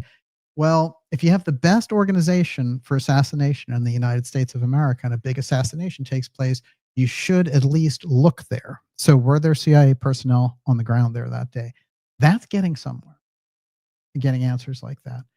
And we don't have those answers because nobody's asked those questions until this show here tonight. So this is how you have to come at it. Now, you know, you have all kinds of reasons and forces and different political hotspots in the world, and you can look at them all and weigh them out. But in terms of Kirk, generally, you know, this is not somebody, I mean, I can picture some real, you know, pro-Palestinian hotshots who, you know, if people on the Israeli side wanted to get rid of supporters of the Palestinians, they have a heck of a lot better candidates than Kirk. So no, I think that that's a meme pushed predominantly by Candace Owens. And I think that her whole setup is all about that, because there's not a lot of thinking going on there. That is a promotion podcast, pop click world. And that's very different from the work that we do on this program. Okay, we're going back in time. Can you feel it? What is the music for us to go back in time? Diddle-a-doo, diddle-a-doo, diddle-a-doo. In late June, terrible incident in 1914. And there's a substantial figure who gets assassinated in a public street. And that is the Archduke, Franz Ferdinand. And they will say that a 19-year-old who was half-cocked and wanted to protect his nationalist honor and all the rest, went off half-cocked and shot not only the Duke, but his wife as well, with all their security. And there's incredibly sketchy things about that, including the fact that a grenade had been thrown at their caravan earlier in the day. And the Duke was like, I can't believe this. They're throwing bombs at us now. He was back in the safe palace talking to the government and all the rest of it. He didn't need to go out a second time. But he decides, I'm going to go back out and I'm going to go see the people who were injured, who were in the carriage behind us by that grenade. And we're going to go to that hospital and visit them. And so, he's heading back, and he's a very important and interesting figure as well. The way that he gets in, and, he's worthy of a separate show on his own, I can tell you. But he also has a very interesting esoteric trajectory in the background. But the trajectory of Europe would have changed had he not been assassinated. Now, what happens is he says, I'm going to go back and I'm going to visit those people in that hospital. So there's a general that's riding with him and a driver.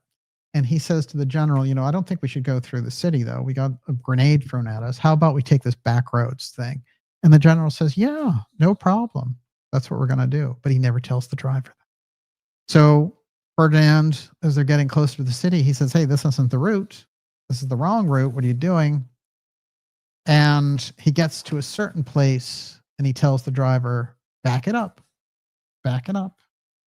And the driver is stalling. And the story is that, his engine stalled. In any case, that's where they assassinate the Archduke. And now I'm gonna do two things here. I'm gonna mention a couple of things from the official record, and then we're gonna find from the work of Rudolf Steiner what that assassination was really all about.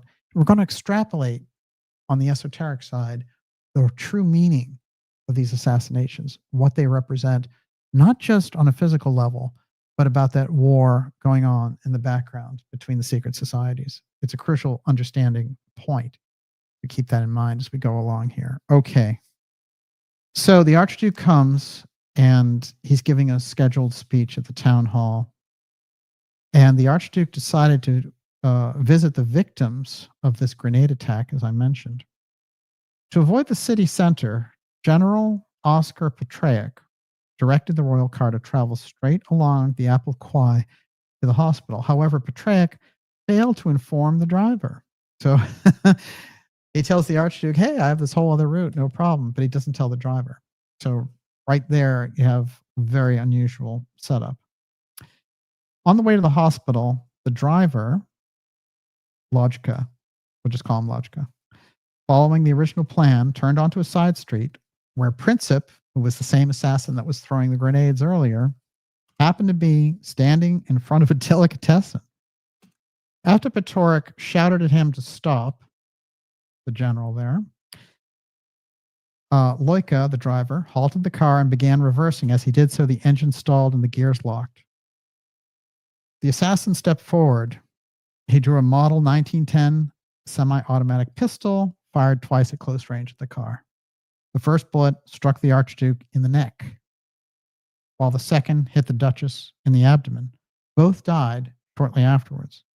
On July 13th, 1914, Austro-Hungarian official Frederick Wiesner submitted a report concluding that there was no evidence to implicate a Serbian government in the conspiracy behind the assassination of Archduke Franz Ferdinand and his wife in Sarajevo. That is the Warren Commission, circa 1914. The assessment communicated to Vienna confirmed that the Serbian state had not been involved in the plot. Despite this, the Austro-Hungarian government, perceiving Serbia's nationalist ambitions as a direct threat to the stability of the multi-ethnic empire, seized upon the assassination as a pretext for action against Serbia, which set off the conditions for the First World War. Now, there's a very strange piece in here, and I think it's interesting how this rolls. There's two very odd things here which aren't very often talked about. But I want to go back to after the grenade was thrown at the Archduke. So what he does is he goes after a short rest to the governor's residence. The royal couple insisted on seeing all those who had been injured by the bomb at the local hospital. Even though this grenade had been thrown at them, they had kind of the guts to go back out in public, which I think is very interesting. And then that whole thing about the driver's itinerary and all this. Now, Princip was sitting at a cafe across the street. He instantly seized upon his opportunity, walked across the street, and shot the royal couple. Pretty interesting when you look at this, because just the November previous to this taking place, our friend Franz Ferdinand is in England. And guess what the date is? November 22nd. Now, he goes to Windsor Castle and he goes to meet with George V and Queen Mary at Windsor Castle. He's going to stay for another week with the Duke of Portland. When they arrived on November 22nd, he attended a service at the local Catholic church. Franz Ferdinand, the Duke of Portland, went game shooting at the Welbeck estate, according to Portland's memoirs. And the name of that memoir is Men, Women, and Things. This is what he said. Ironically, one of the loaders fell down. This caused both barrels of the gun he was carrying to be discharged, the shot passing within a few feet of the Archduke and myself. I've often wondered whether the Great War might not have been averted, or at least postponed, had the Archduke met his death there and not in Sarajevo the following year. Ferdinand was going to be assassinated by this accident early on here on November 22nd of 1913 while visiting with the Duke. And it's a very interesting little addendum on history that the Duke himself is thinking, and the Duke of Portland, he says to himself, oh, gee, I wonder if we had just bumped him off there, he wouldn't have had World War II. So I thought that was a very strange and interesting twist. And this is how it works when you get around the assassination piece, that there are setups to it, just like in the Kennedy case. During his trip to Florida, there's a whole recording about how they're going to assassinate him there. And as a result of the tip that they get from an FBI informant, they cancel the motorcade. And so the assassination does not take place that first week in November, but in 3 weeks later, they do get him. Oddly enough, it is the Austrian mystic genius and Rudolf Steiner, who we have so many shows about Steiner here, who tells us some very interesting thing about the background of that assassination of the Archduke and how it relates to world history, and how World War II and all these other things were put into play by the secret societies, and the assassination was crucial. When we see his comments about the Archduke, and I'm going to read them here momentarily, then we can go into what takes place in the Kennedy assassination and the assassination pattern and the Patsy principle ever after. That is going to give us a much different view on how the deep state is operating this. Everyone, you're watching the Dark Journalist Show. It's X Series 205, the assassination of America revealed, the Patsy principle. We're going to be taking your questions right after this Steiner section, which goes deep on the esoteric roots of the secret societies, the battle going on there between the mystery school, and how there's one unit there working to move the culture forward. And then there's something else. And we know all about the something else. We're seeing it's very active right now. Yeah, what Jonathan Kiner says, can you articulate the Patsy principle, please? Well, when you operate in this fashion of needing to remove a public official or somebody on an influence scale, everyone from, there's the whole case about Arthur Bremer and the 1972 election being assassinated because George Wallace was going to run again. And there was a weird thing going on there where Wallace really, when he ran as an independent, he had Curtis LeMay as his VP in 1968, and they got substantial. They got 13% of the vote, and they picked up a number of states and delegates. And for some reason, the Nixon forces were very worried, even though there's a weak candidate. on the Democrat side, George McGovern, one of the weakest, and it was ended up being one of the biggest blowouts in history. I think it is the biggest blowout. Actually, it's the second biggest because Reagan over Mondale, I think, is the biggest. Second biggest is Nixon over McGovern. But you know, so McGovern was terrible, but they were terrified. But also Watergate comes into this as well. And what takes place there is Bremer shoots Wallace. Wallace is the independent. Wallace was also the governor who was segregationist. And he would, after this accident, come back disabled, and he would be a governor who would fight for, you know, integration rights and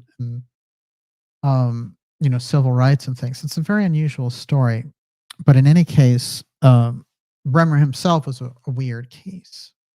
So that was the patsy that they needed. And what they found out during the Watergate hearings and things like that is that there was instructions from deep inside the Nixon administration as soon as this happened for E. Howard Hunt, who was the same people that were utilized during the Kennedy assassination, to go into the apartment, break into the apartment of Arthur Bremer and plant Democrat materials to show this guy's a Democrat.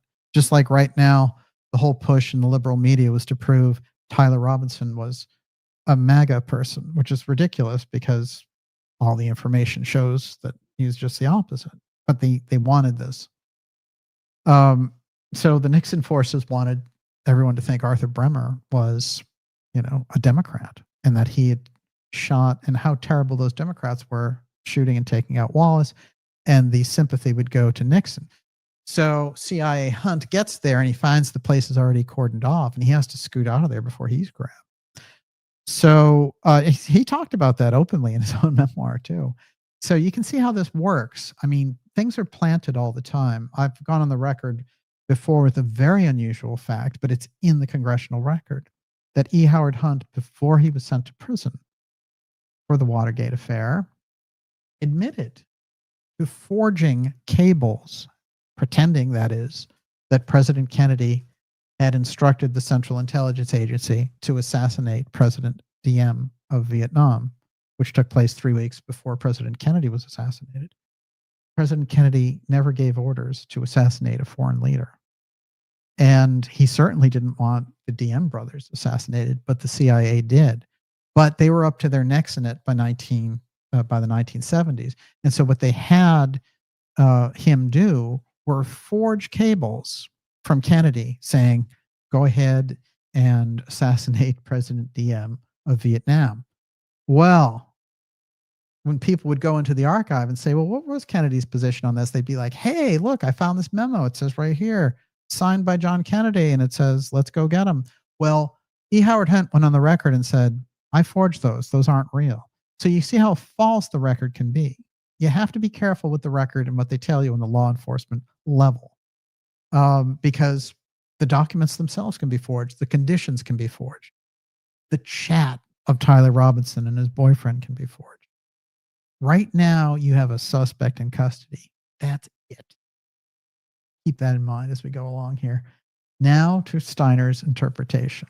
And get this, this is going to take us to a very different place. Are you ready? Mm-hmm. Wouldn't you like to fly in my Steiner balloon? Okay.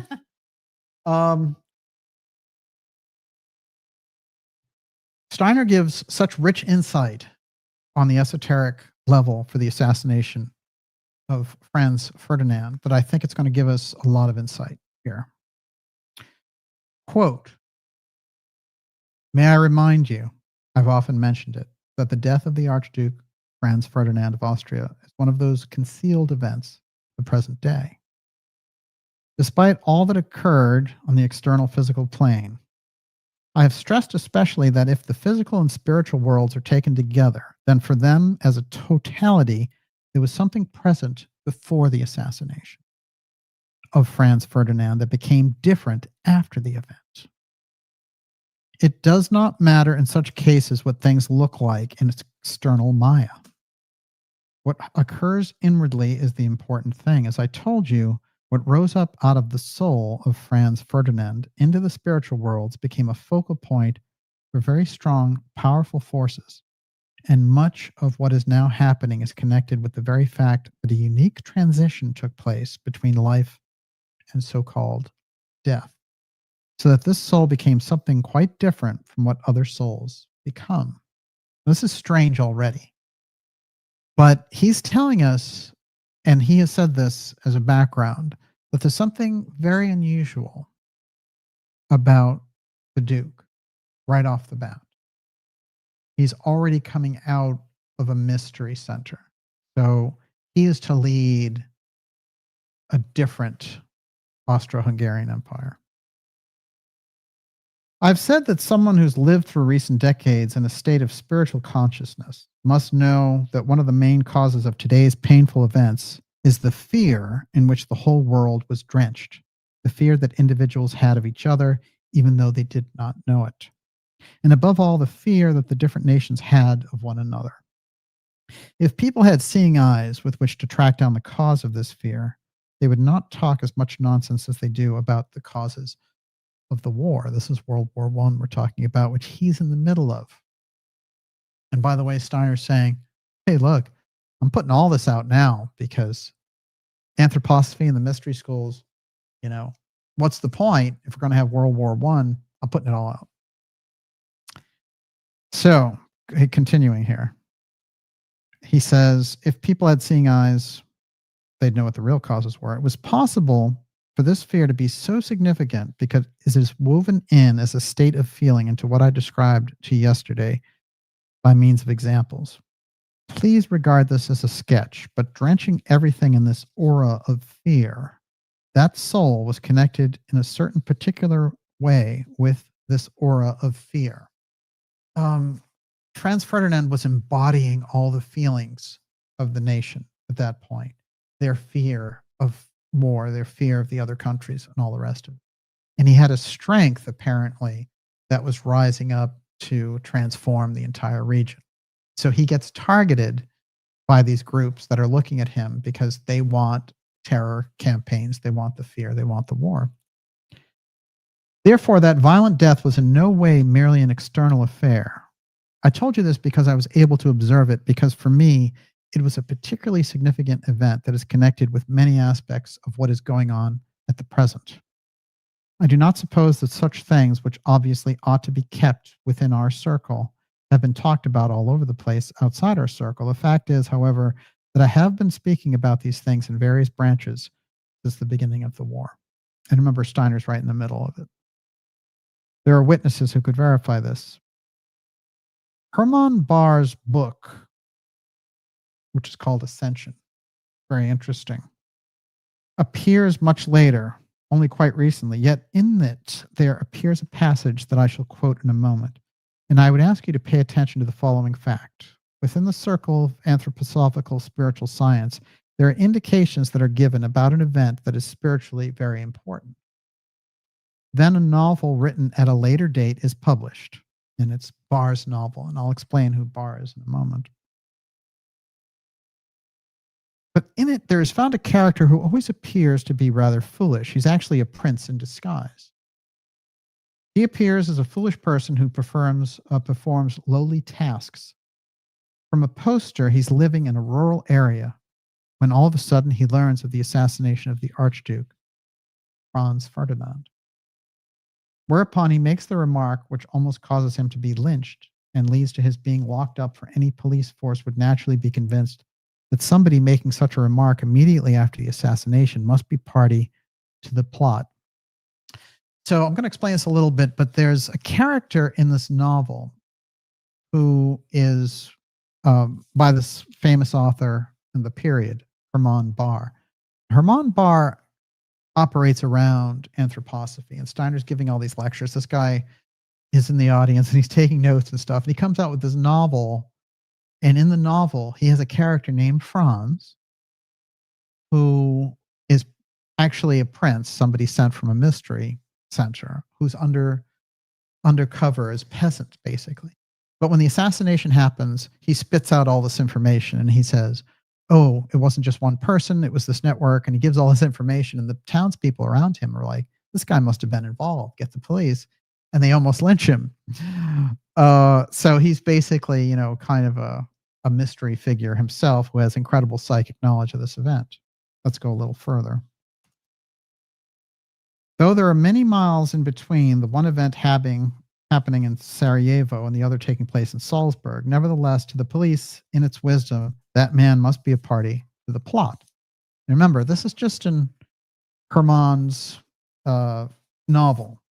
Okay, so Hermann Bahr writes this novel after being associated with Steiner. He's a famous novelist, and he puts this in here. You can understand why I find it to some extent significant that such a novel should contain not only general echoes, but should lead to a point as concrete as the death of Archduke Franz Ferdinand. This shows that these things are far more real than is generally supposed. Just such things as this must show us that what takes place on the physical plane is often no more than a symbol of what is really happening behind the scenes of earthly life. For if you read about what has occurred in connection with these events, in connection with this assassination, without appealing to the spiritual aspect, it will be impossible for you to understand that someone can be led to a place of such significance on the matter. But it is not yet possible today to speak about these things without some reservation. As yet, not everything connected with these things can be expressed. There are mystery school rules, basically, is what he's saying. Seen quite externally, why was Franz Ferdinand rather important? He was important because in his being and all of his inclinations, you must take the external manifestation as a symbol of what lived within. He was the external expression of certain streams. In him there lived something which only if it had been able to free itself, bore the deepest understanding for the individual development of the Slav people. You might indeed call him an intense friend of all that belongs to the Slavs. He understood, or perhaps I should say something living in him understood, what forms would be necessary for the social life of the Slavs if they were to develop as individual peoples. From a spiritual point of view, matters become particularly delicate and tricky if they start interfering with streams and counting on methods that are connected in some way with occult streams using secret brotherhoods which exist all over the world. Some are more profound, as are these about which I spoke today and will speak tomorrow. Others only touch on these, but even though as they do touch on them, they must be seen as vessels through which occult streams flow. And finally, the society whose discussion was disbanded after the death of the Archduke, Franz Ferdinand, the Serbian society, the name was Narodna Obrana, or the Black Hand. That was the actual successor to an earlier secret brotherhood, having changed its methods only slightly. I am stating no more than facts. Of course, Steiner goes even deeper, but what he's pointing out here is there's something so entrenched about the political situation and the secret societies that we have an assassination guild, as it were, that's an interface. And when a personality like Ferdinand or John F. Kennedy is coming in to bring and rise up the people, and it gets in the way of what these occult streams are doing, that individual needs to be removed. So he's talking about this. There's another aspect around that, which I'm going to get to in a different episode. But for tonight, what I want us to consider is that these things run much deeper than they are portrayed. You know, some creep getting his rocks off on a rooftop, taking out his favorite political enemy. You're going to have to go a lot deeper. And also, you know, the junk that you're being fed by the media and by the law enforcement, in this case, and by the feds, is not accurate. We don't know what's accurate yet. What we know is they have a suspect in custody. So we need these real facts as we've raised tonight. I have more quotes here, but Miss Olivia, now what do you got? Okay, Nevermore says, does DJ think it's possible the shooter of Charlie Kirk was MK Ultra, aka Ahriman's spiritual force, the Black Hand? Well, I think we're raising the idea that these things are coming from a deeper place than just a disenfranchised group or, you know, a social deviant or whatever it is. So that the influences on a presidential level in particular, we can see very obviously. On someone with a great deal of influence, And I think that someone like Kirk had the ability to be like an MLK type figure and have enormous influence. Remember Gandhi, he wasn't holding public office. He was the influence. He was the one who brought the independence for India. We have to think about these figures and understand the history around them and why people would want to interfere with their rise, and how when they're looking out, just like a lot of these mystery schools looked out and saw Helena Blavatsky, the possibility that, she's going to be born. This is a force to be dealt with. And they tried to concoct a plan knowing that she was going to be born. That's pretty deep. That's like the Terminator mystery school style. And it's a reverse engineering of these cosmic forces that these groups have access to this type of information. So that it's a factor to be looked at to understand the wider implications of why these forces in the background are dueling with each other. And it's a political situation, but it references something deep going on in the background. Yes. Nance Hardwick, I think it's sketchy that the funeral is on the eclipse, one of their weird rituals. Well, I just wish them all the best in placing him to rest. And I think I mentioned that the independent pop click version of the independent media failed the stress test around this because they showed that they don't have a lot of heart and that they're vying for their own power things. I think a lot of forces reveal themselves in this period of a week, and that it should be, for the wise observer, useful information, as it were. I'm going to read. I have another thing to read here, and then we're going to go to your questions. How did that sound? Whatever. Excellent. I like it. I'm sorry, I'm disgusted. Oh, just so you know. Yeah. I know. This has been a really tough night in the ideas room. Well, I'll tell you, it would have been very easy to set it on subscriber and sort of really keep the part to the Dark Journalist subscribers, but we threw it open to everyone, and so we got a lot of trolls who like to come in and cause disruption. But at the end of the day, you haven't disrupted a damn thing. Well, disrupted me in my night. Well, the truth is, though, you got through it and you made it through. I'm and to be honest with you, we know that ultimately nothing can really disrupt you because certainly not these types. I want to point this out because I have a few things here. I want to say this. The thing about the note and Hosty, I want to really put a little more clothes on it, a little more covering, a little more background. Because Hosty was an FBI official, like Patel is an FBI official. In the case of the assassination, Patel has put forward the destroyed note meme, which is bunk. Because if you don't have the note, then as far as I'm concerned, it doesn't exist. Because you can't prove it. You just have enhanced interview techniques. So you got aggressive with the fluff guy, and he told you whatever you wanted to hear. That's not evidence. So I'm going to show you how they did this and what was behind it. And I'm going to read a couple of quotes from Professor Scott's book, which is called The Deep Politics. Now, there's one. Oh, yeah. The FBI undoubtedly tried to ensure that the Warren Commission could reach the same conclusion. Hoover even intervened at the Washington Post to block a proposed editorial calling for the establishment of such a presidential commission. He claimed that given the FBI's intensive investigation, a further review would only muddy the waters. Now, it's interesting because the water, was being muddied by all levels. The Warren Commission could cover up the crime, but the FBI was afraid even of that. And I think they decided, okay, as long as you have Allen Dulles in there, even though Kennedy fired him, we'll be happy.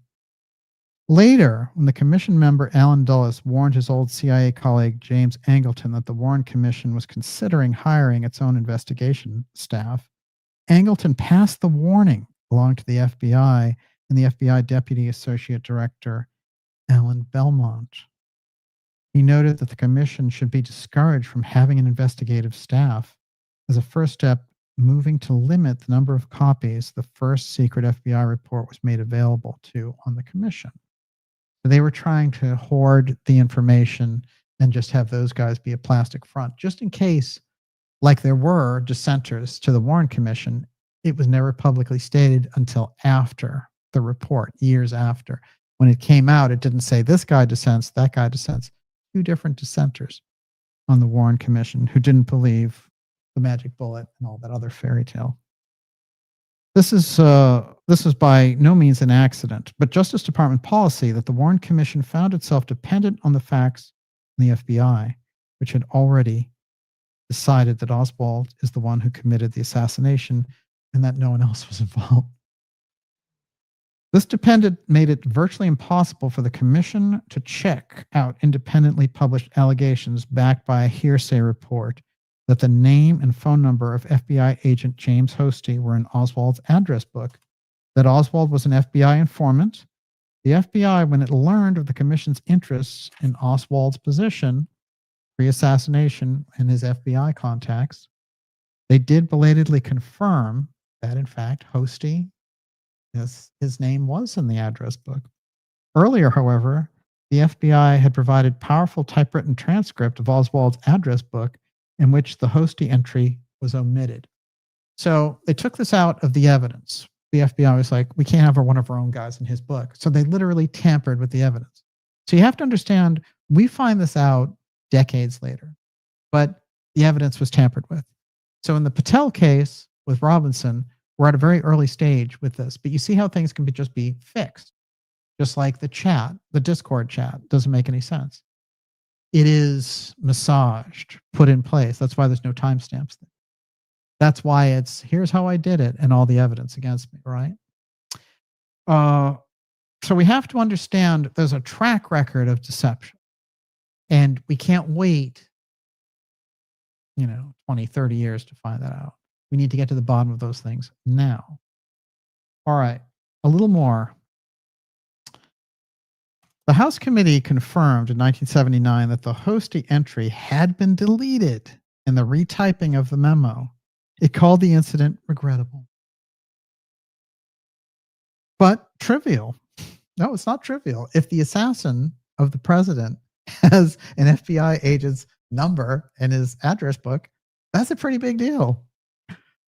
FBI documents released in 1979 show other instances in which key information was either altered before it reached the Warren Commission or withheld altogether. That's what you want to watch for in this case. And we're starting to see signs of it already.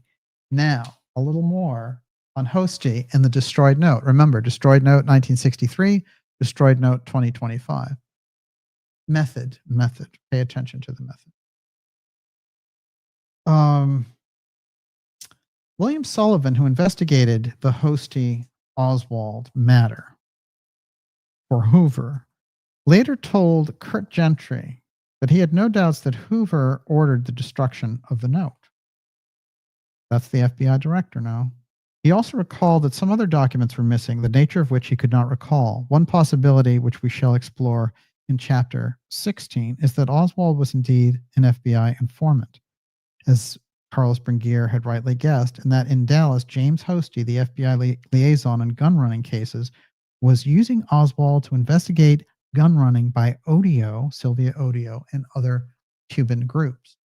Odio was related to a big Cuban resistance figure, millionaire. If so, Oswald and Hosty would have just been investigating the gun running of Odio's Cuban group, and Juan Martin. So it goes off into this other thing about John Martino. It's a very interesting character in all this. But the upshot here is that the Hosty story of getting the note at the FBI, and there are people at the FBI who were like, Oswald came in and left the note. Then you get the note and then you destroy it. So whatever the note said, you can make it up. You can say, oh, he said, stop bothering me or whatever. And one of the interesting things is, at first they were like, Oswald says, leave me alone or I'll blow up the FBI. And then they decided, oh, we can't run with that, I guess. So you can see the misinformation wheels turn. They decide on a certain story and that's it. So you always have to go back to what is the evidence, what are the facts, what's been tampered with.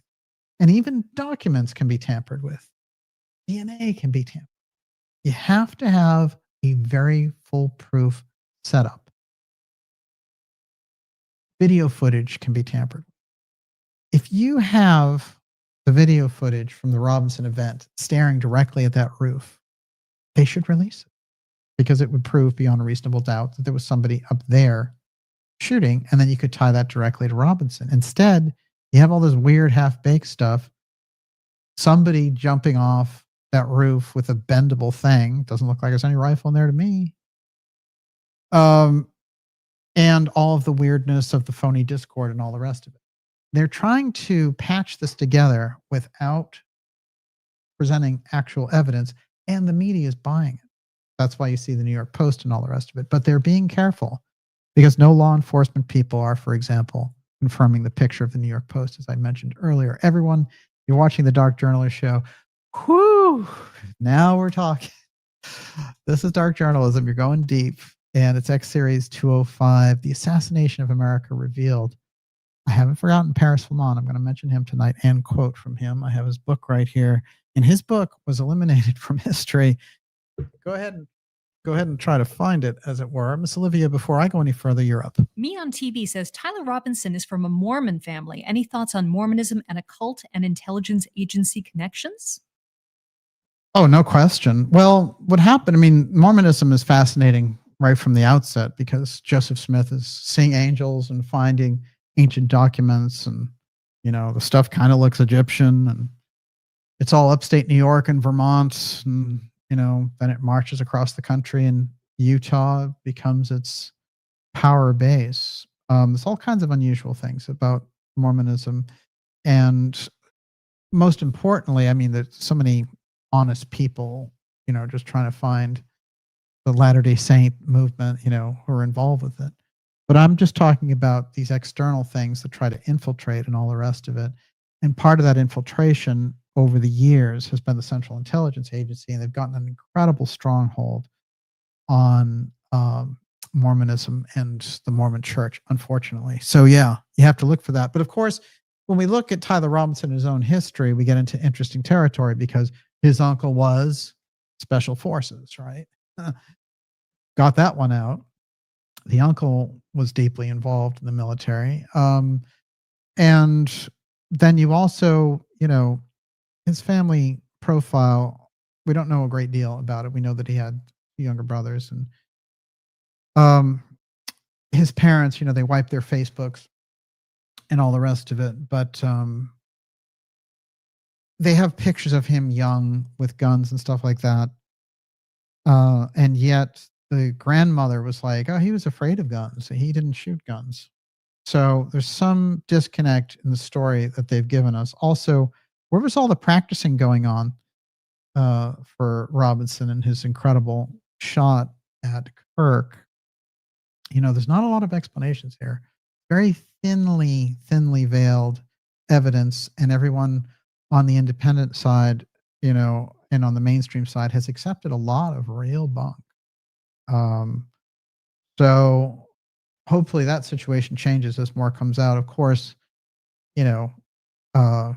it should be carefully gone through, responsibly gone through, and running over a cliff, as we mentioned earlier, is not the way to do it. And looking for the intelligence influence, since the intelligence agencies are the number one forces who are, well equipped and well adept at assassination, would be something first off to do. I think that's a given, And I think next up, when you look at these groups and the groups that would have been involved, you have to determine right off the bat that this guy was not working alone. And he may not have been working at all. This is the Patsy principle. Right now, he's just a suspect. And if you look at the Oswald case and you go deep in there, anyone who's an expert that I've ever talked to doesn't think, who's really, on top of it, Peter Dale Scott, Jim Garrison, all those, they don't think Oswald fired a shot. So you can see how images can be portrayed to us that aren't real. Now, I'm not saying we should be cynical about everything, but they need to prove the case. You can't show a phony picture and say New York Post says it, but not have law enforcement get behind it. You cannot refer to a destroyed note as evidence when you don't have it. That's not evidence. So, you can't massage dialogue in a Discord chat. That's not evidence. So there's a lot of problem. Big this case. Yes. Dan says, DJ, is there anything to the reports of N888 KG bombardier jet leaving the Provo airport with a disabled ADSB transponder less than an hour after the shot is fired? Yeah, what's the follow-up on that story? Well, look, whenever you get a transponder that doesn't respond, it's very strange. Very, very strange. That's the whole 9/11 thing. Suddenly, they turned off the transponders, but nobody did anything about it.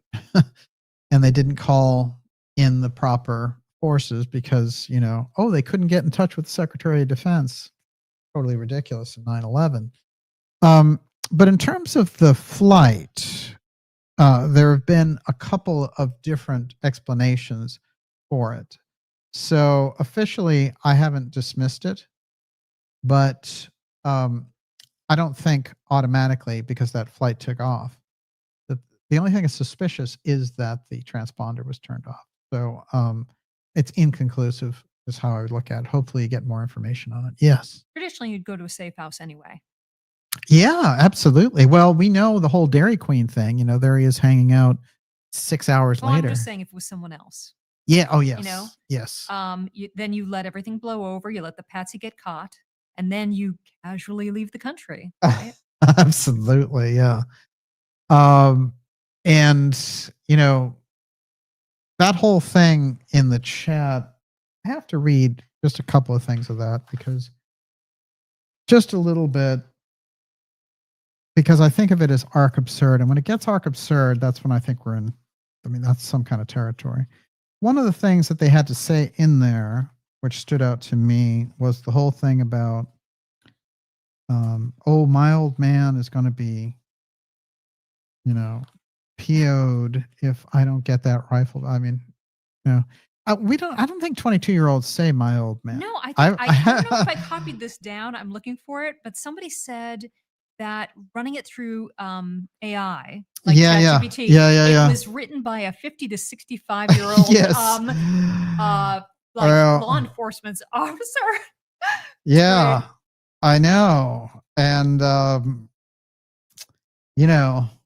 what was next? Was he going to say like, "Hey, these dogs are barking. I need some rest"? I don't know. That didn't hold up for me at all. Yeah, a boomer cop. That's what they're saying. Mm-hmm. It didn't. And what's weird is they've come through with some very odd things around the chat where they've put out, something, the word was kind of like reconstructed. So was this reconstructed from the fluff guy's memory who you try to beat the truth out of him? That's not evidence. I don't know. I don't know what's going on there, but the whole Patel FBI investigation on this, the self-congratulations, the constant referencing to 33 hours, how weird can you get? You don't have to say 33 hours. Why do you keep saying 33 hours? Are you trying to stoke conspiracy theories? Since 33 is a Masonic number, it has all this occult symbolism. Say 32 and a half.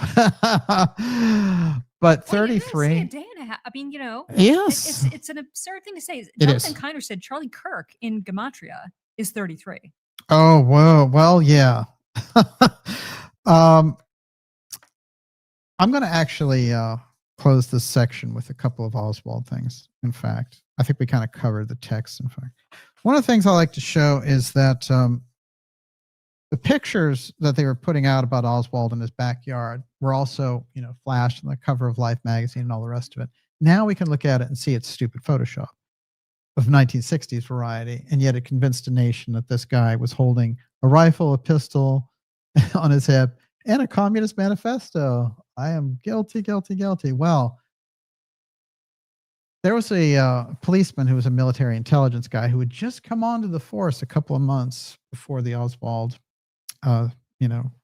the whole accusation around Oswald shooting President Kennedy. And he comes in with all this. This is Roscoe White, and he had actually been at Tsugi, at Tsugi, just like Oswald had been. And so when he dies, his wife goes through his stuff, and you remember that picture of Oswald and the whole backyard thing? Well, she found this, and of course, she noted afterwards that, well, Roscoe was actually the photographic expert for the Dallas police at the time. That was part of his job as a cop.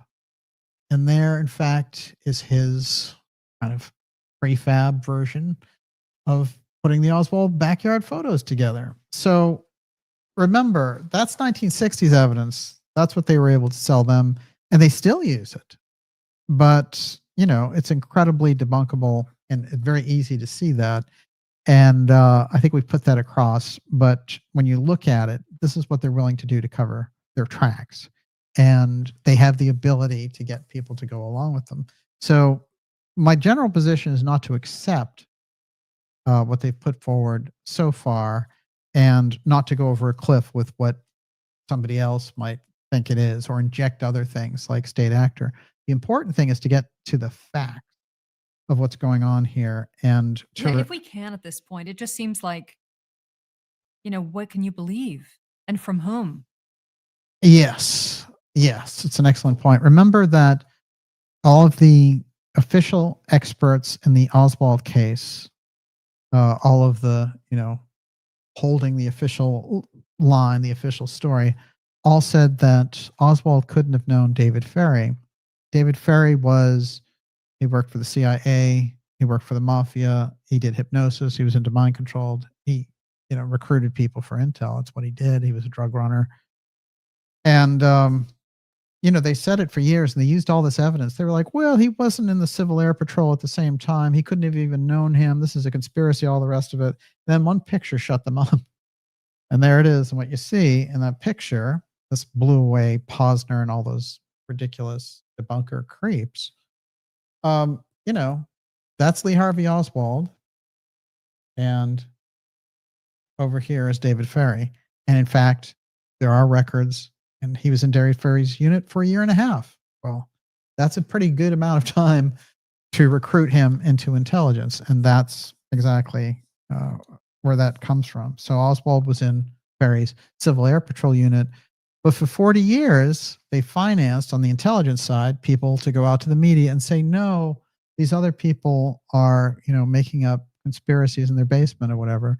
But in fact, those people had the genuine article, the genuine facts. So you have to get, like I said, you have to go right down that middle line in order to get the truth. Yes, Miss Olivia. SV Harkin, did they tell Robinson he was being recruited and instead he's a patsy?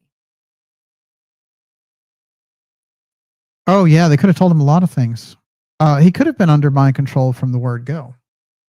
You know, we don't know a lot about what he was doing. They said that in technical college, which is where he was, which is why part of that, oh, he was radicalized, doesn't hold up for me. You know, get radicalized at a technical college? I don't know. I don't think so. I think what we're seeing there is someone who was young, impressionable, easy to manipulate, and that they could hang a story on. Now, they could have manipulated him into wanting to do this or thinking he was going to be able to take that shot, but they got somebody else a heck of a lot better to do it, in my opinion. So, you know, people who get impulses to do things, usually, you know, security grabs them. I have a very interesting picture here. Let's see if I can pull this out before we're done. But if you go back to 1975, there are in fact 2 different incidents where they try to take out President Ford, and they're both women. How's that for a stretch? So they were responding to, like, you know, hey, women are on the rise. Let's give them their own female assassin. Or La Femme Nikita for the ages. And here it is, actually. That is Ford being somebody pulling a gun out on Ford in 1975, and it turns out that it was Squeaky Fromm. Squeaky Fromm was one of the Manson women and the Manson family, and she had been let out temporarily. And somehow in the middle of all this, she has a gun. She knows right where Ford is, and she pulls the gun out. Now, very interestingly, if you go back and study that period of time, you're going to find out, one, that Ford was put in not being elected as vice president or elected as president. So, Ford got in because Richard Nixon's VP got into trouble. And so he was appointed VP. No one voted for him. And then Nixon gets into trouble. He's removed. And so Ford, who's never been elected VP or president, becomes president. And what does he do? He selects Nelson Rockefeller as vice president.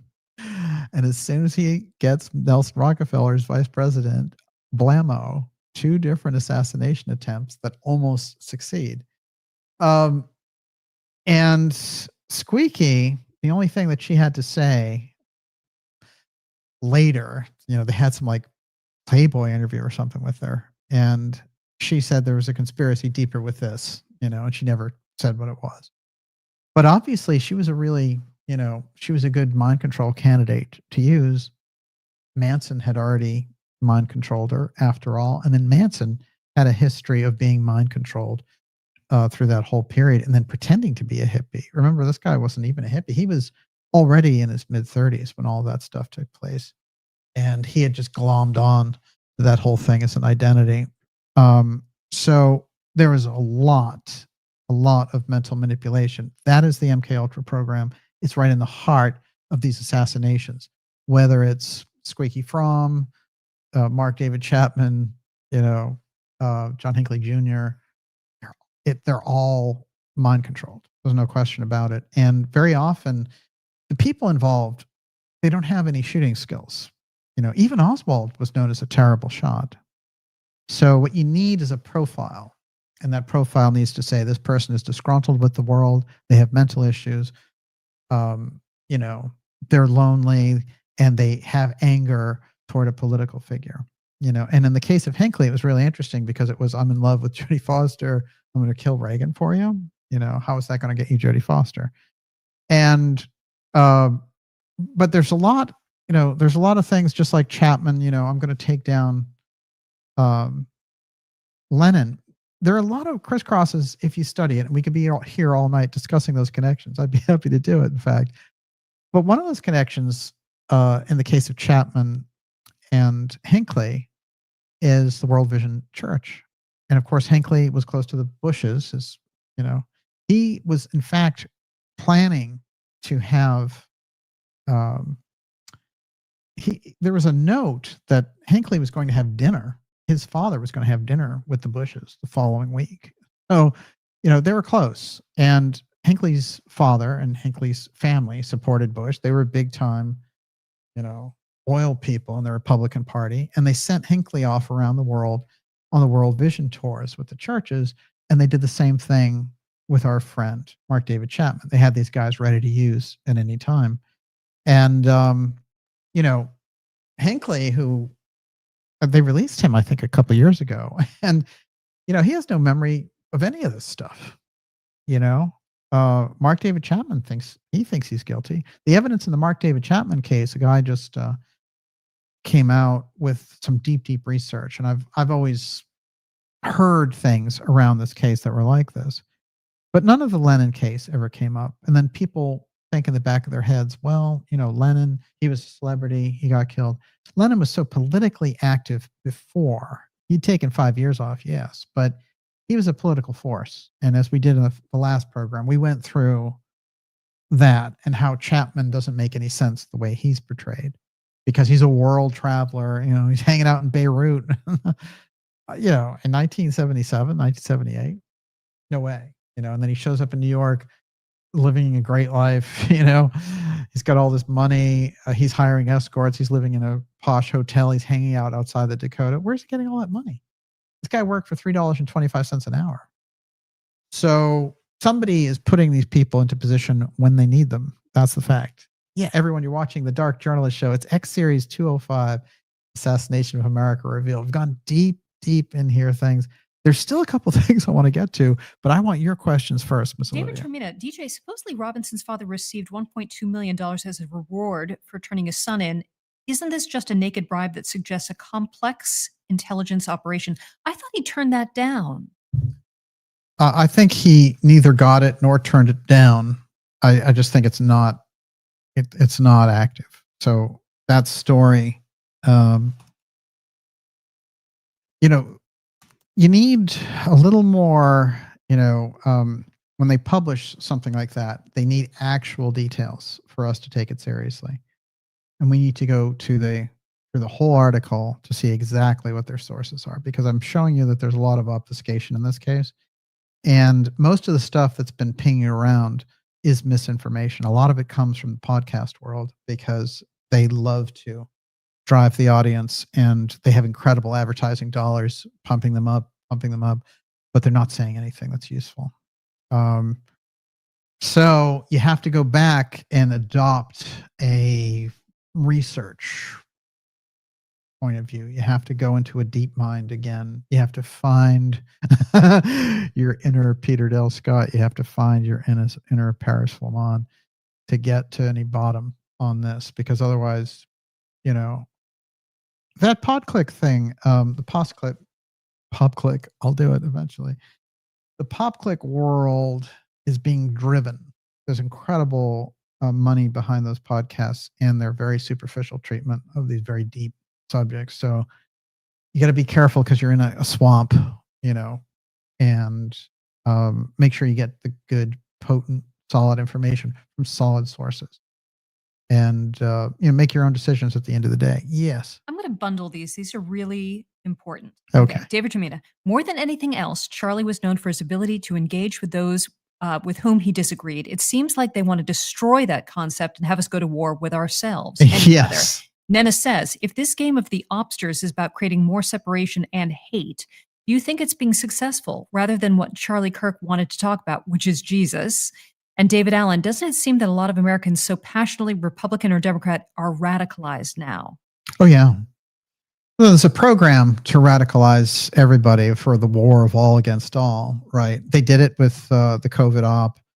They've done it with other things. They do it with the political division. They had Obama come out, and instead of really bringing a message of reconciliation after a terrible event, he came out and took shots and was like, the extremism of Trump and all this stuff. That's not presidential. And so they're all just amplifying their own thing. And that, there is a clash with really big forces that have really big money. So they're highly dangerous. And the way to avoid getting caught up in that whirlwind is not to say, oh, I won't pay any attention. And I've seen this a lot. Like I've said, I pointed this out at the beginning of the program. There are people who are like, have some status, and they're like, don't even pay attention to this case. It's a joke. It's a circus. It's the Reichstag fire. And I'm like, come on, this is a major, major assassination of a major figure right in the heart of America at a university. You have got to get to the bottom of this. And the whatever law enforcement is keeping back needs to be out, because they're obviously holding a lot back. And I want to know, what that is. And I don't want to go over the cliff with anybody's theory, but I do want those answers about the intelligence people, and if there were intelligence people who were contract agents or whatever on the scene. I think that is the type of information they can give us. And I'd like to see those questions asked at the White House thing, or when Patel and the Utah governor and people like that come out, who was there doing security? And I understand that, Kirk understood very well that he needed security. And they are, though, to go back to your question, they're trying to create a hostile environment where one person's, lifestyle or whatever is meant to be something that you will go over the line and commit violence toward somebody else having a different point of view about it. They're trying to support that thing, and they have their own superiority complex. They have their own brainwashing, Netflix, and all that other stuff. Which is always showing a certain type of person in the villain. So they're trying to. There's a number of groups that are operating, trying to motivate groups against each other where they can get the upper hand. And this goes on in the world of finance. It goes on in media. It goes on in politics. But the manipulation is at a real fever pitch for some reason. And part of that is one group lost at the ballot box this time. And they want to take the power back by other means. So that's part of the problem. And then with the group that came in, the Trump administration, there's a lot of manipulation around them of the tech sector, trying to basically dominate their moves. And we saw that early on with the Elon thing. So you have to be very careful. Remember, the Republicans only have a tiny majority in the House and a tiny majority in the Senate. You could easily see, Adam Schiff as majority leader next year if you don't do things correctly, or if you piss off your own base, pardon my language, by trying to come in with heavy laws, hate speech law or some nonsense like that. And again, I think it's important that the liberal, the corporate media is trying to manipulate the situation. They don't want to deal with the terror of what took place in the Kirk assassination. They'd rather have you cry crocodile tears for Jimmy Kimmel, So it's a sick environment in that sense. But the health of it, the way to get through it, is to get them to present the facts. That gets us onto a different plateau. And there are enough people in this country with empathy that these groups that they're trying to promote that are showing no empathy and no heart and, celebrating terrible things that happen to other people,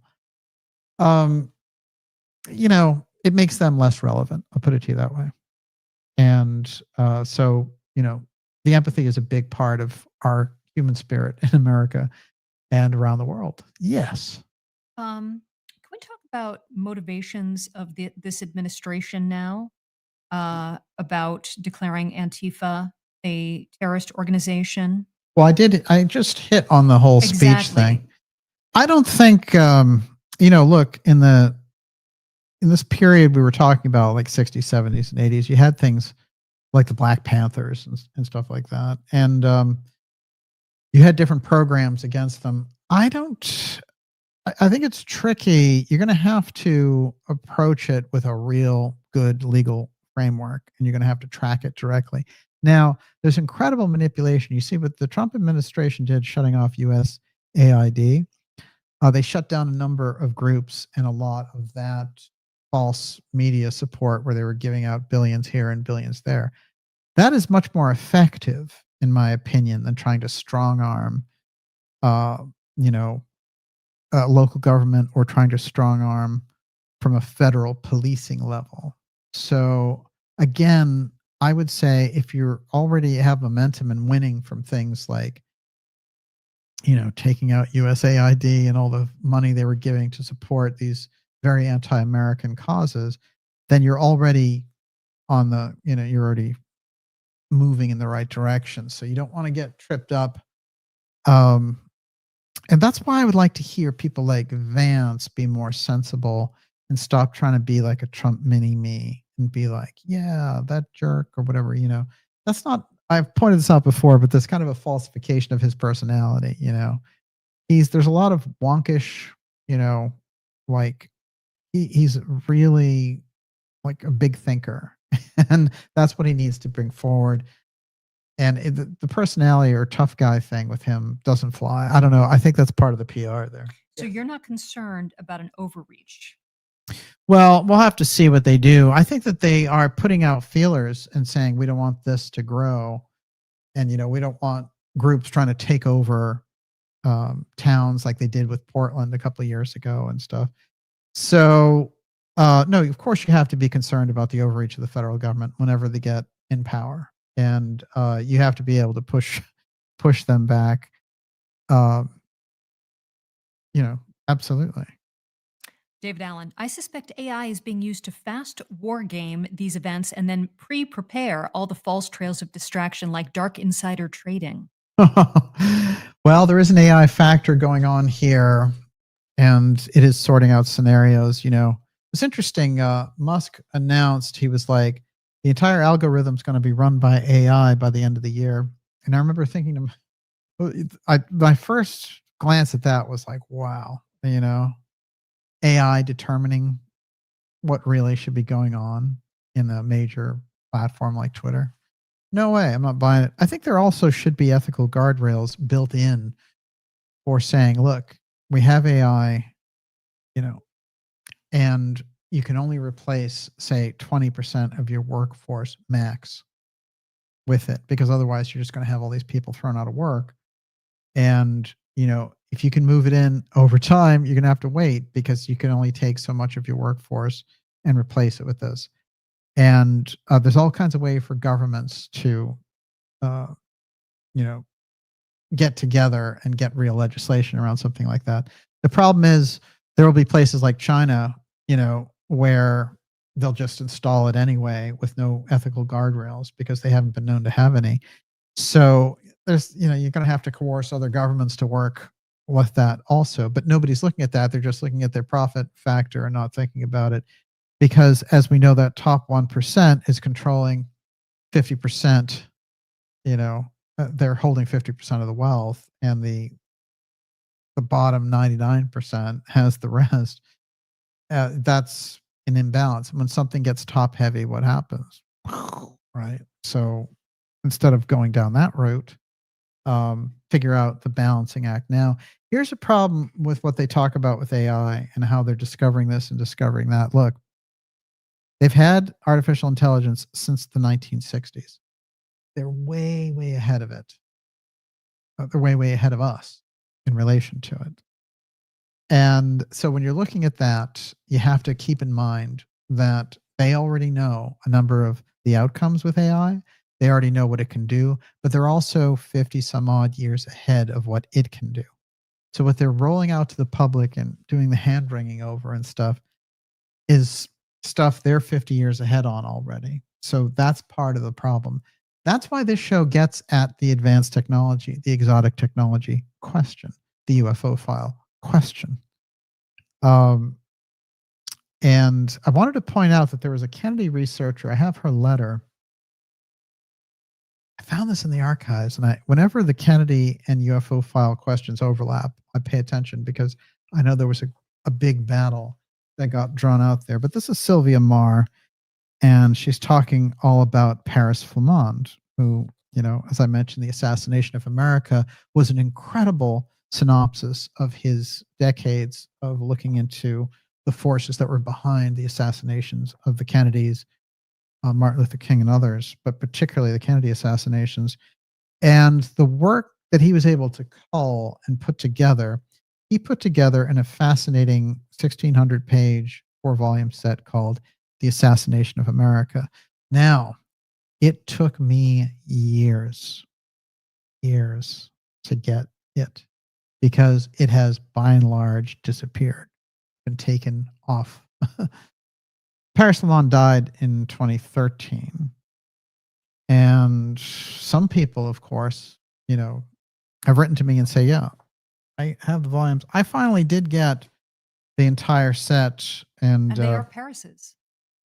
Yes. But the other thing is, that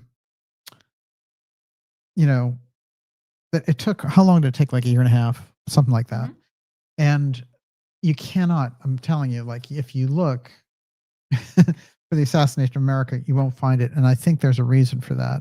I think it's so explosive, the way that he breaks it down, that it's incredibly valuable. And It's interesting. I pulled a section out of his Assassination of America, Book 1, The Deaths in Dallas. And I'm going to read his little section on Hosty and the whole note business because it's included there as well. Among the stranger filaments that weave through the texture of the pre-assassination mystique, Oswald's alleged deliverance of a note to the FBI office in Dallas, which came into the hands of Agent James Hosty, who was directed to destroy it by Special Agent in Charge Gordon Shanklin. When Oswald's address book was seized after the assassination, it contained the address, private phone number, and auto license plate number of FBI Special Agent James Hosty. That's a lot of personal info. And Hosty's address was subsequently deleted from a list of the addresses in the book compiled by the Dallas police. They knew what to leave out. As I said, watch the evidence. In the aftermath of the assassination, other pertinent information tying Oswald to the FBI began to appear. The conservative National Review, hardly ill-disposed to the FBI or J. Edgar Hoover, reported. In Dallas, a top reporter for a large East Coast daily learned from an unimpeachable source that Oswald came back from Mexico City with $5,000 he had not had when he left. It started, and so this is a whole thing at the FBI trying to build up this image of Oswald getting bribed when he went to Mexico City. Of course, there's no evidence that he went to Mexico City, and the CIA said, "Oh, as soon as he got to the embassy, our cameras failed." Do you want to believe that? They might give you a cameras failed thing in the Robinson case too, or like they have this front-facing camera, but gee, it happened to fail just before he got up there. So, and I'm not predisposing that kind of cynicism, but unfortunately, you can see it happening quite easily. And all right, we'll take 2 more questions, Miss Olivia. I have a quote to read, and then we're done. Everyone, you're watching the Dark Journalist Show. It's X Series 205. The Assassination of America revealed. It is the Patsy principle. We've laid out even the esoteric origins behind some of the workings of the assassination groups. I want to remind you, if you're new here, especially to go to darkjournalist.com and sign up for our newsletter. That's a free newsletter, and it keeps us in touch through the maze of censorship from getting this information out to you. We're dealing with the deep facts. We're dealing with the UFO file, the deep information, the deep state action. And when they go into overdrive, then I want to deliver that information to you more than ever. And so that's all there in the newsletter. It has all the X Series episodes that'll blow your mind. Incredible interviews we're setting up right now. Just wait till you see the dance card that's coming up. And also remarkable docuseries. I've been finishing up and working on new episodes of The Craze in the Hot Zone, which is all about, of course, the secret Atlantis ruins in the Bahamas, and also the JFK UFO file and a follow-up to the JFK final speech. So those are all coming out, and you want to make sure that you're on board for that. Miss Olivia, you're up. Okay, Sammy says, DJ is missing a huge part. Why hasn't Trump declared war on the assassin conspiracy that tried to kill him? Well, look, the president has some very, important abilities, but he can't do everything. And there's part of that apparatus. I've called this before the Stansfield-Turner problem. So Jimmy Carter gets into the White House in 1977, and he asks George Bush for the UFO file. And George Bush says, well, that's on a need-to-know basis, and you definitely don't need to know. Peanut farmer. And Carter fires him. Now, firing a CIA director is a big deal. And in those days, you kept the guy from the previous administration. Maybe you'd, after a couple of years, you'd let him go, but you wouldn't fire him on the spot like that. So Carter did a big action right away, and he installed his friend, Stansfield Turner. And Stansfield Turner, although he was the head of the CIA, those guys just didn't talk to him. They were kind of thinking, we'll just wait this guy out.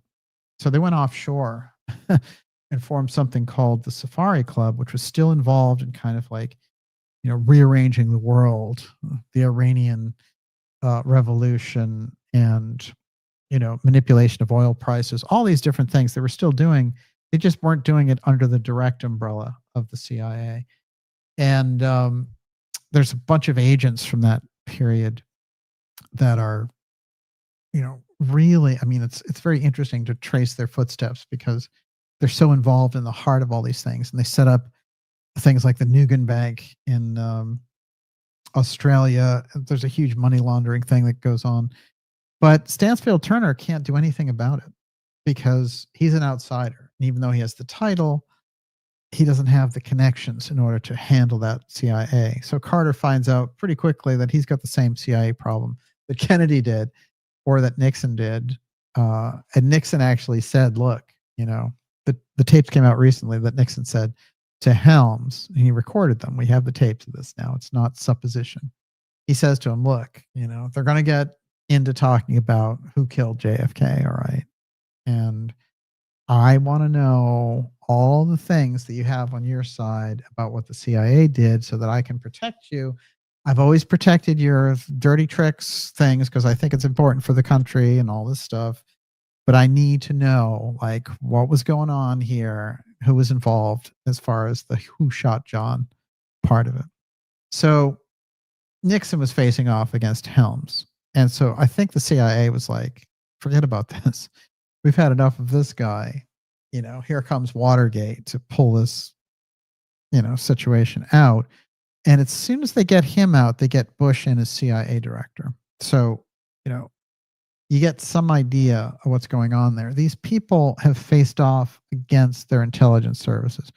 So now with Trump having Ratcliffe at CIA and with him having Patel at FBI, he has a shot at getting more straight answers, Gabbard at DNI, but you still have a gigantic infrastructure there that might be willing, able to, wait him out. And, the masters that they serve are the deep state, not the whole monolith of the intelligence agencies. Of course, there are people just doing their intelligence jobs, running down espionage and things of that nature. But that core element of the Central Intelligence Agency, their nefarious activities, the black projects, and all the rest of it, that's never gone away. It's a myth that they were bad and now they're all reformed and great. Nobody ever gave them a reason to reform. So, they have their own Air Force. They're still planning assassinations. As I often point out, they planned the assassination of Assange just a few years ago. Last time I checked, that's a private citizen. It was a publisher, it's legal. It's an international crime.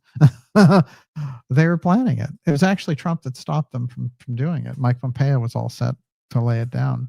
So, you have a problem. The intelligence agencies are dramatically out of control, and you need a totally new paradigm.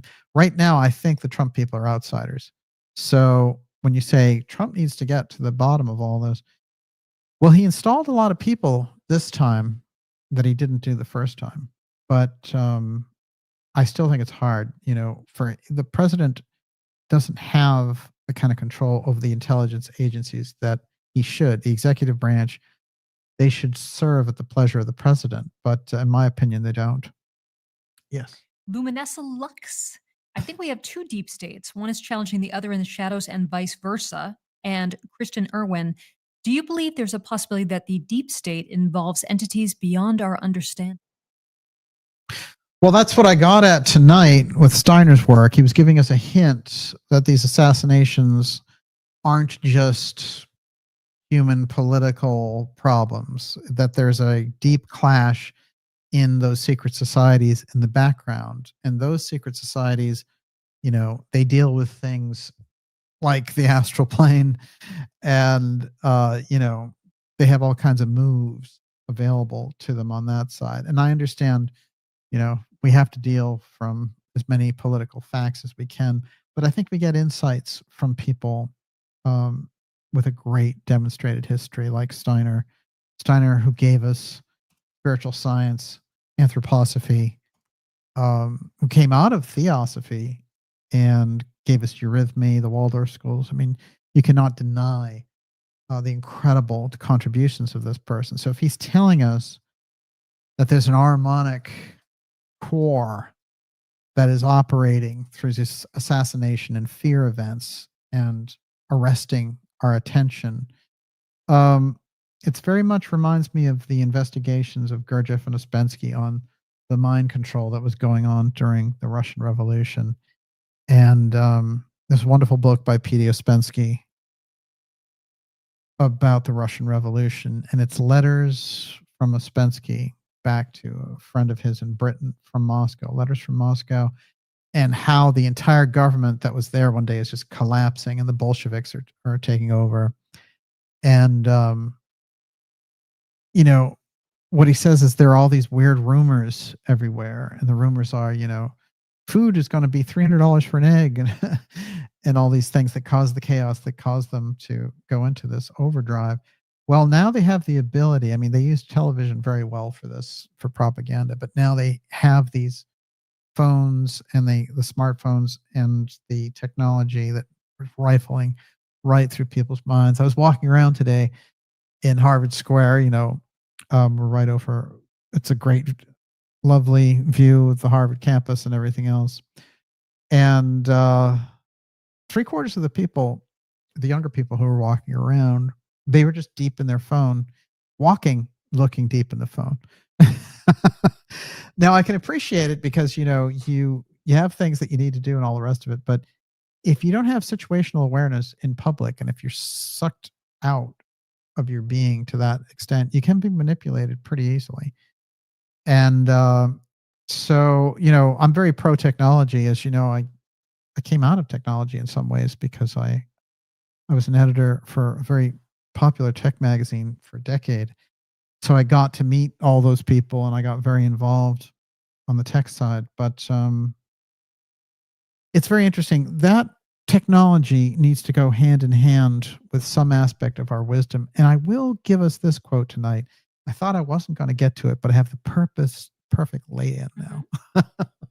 And it is all about John Keeley. Now, we talk a lot about free energy and, you know, what would happen if we had all these great energy pieces.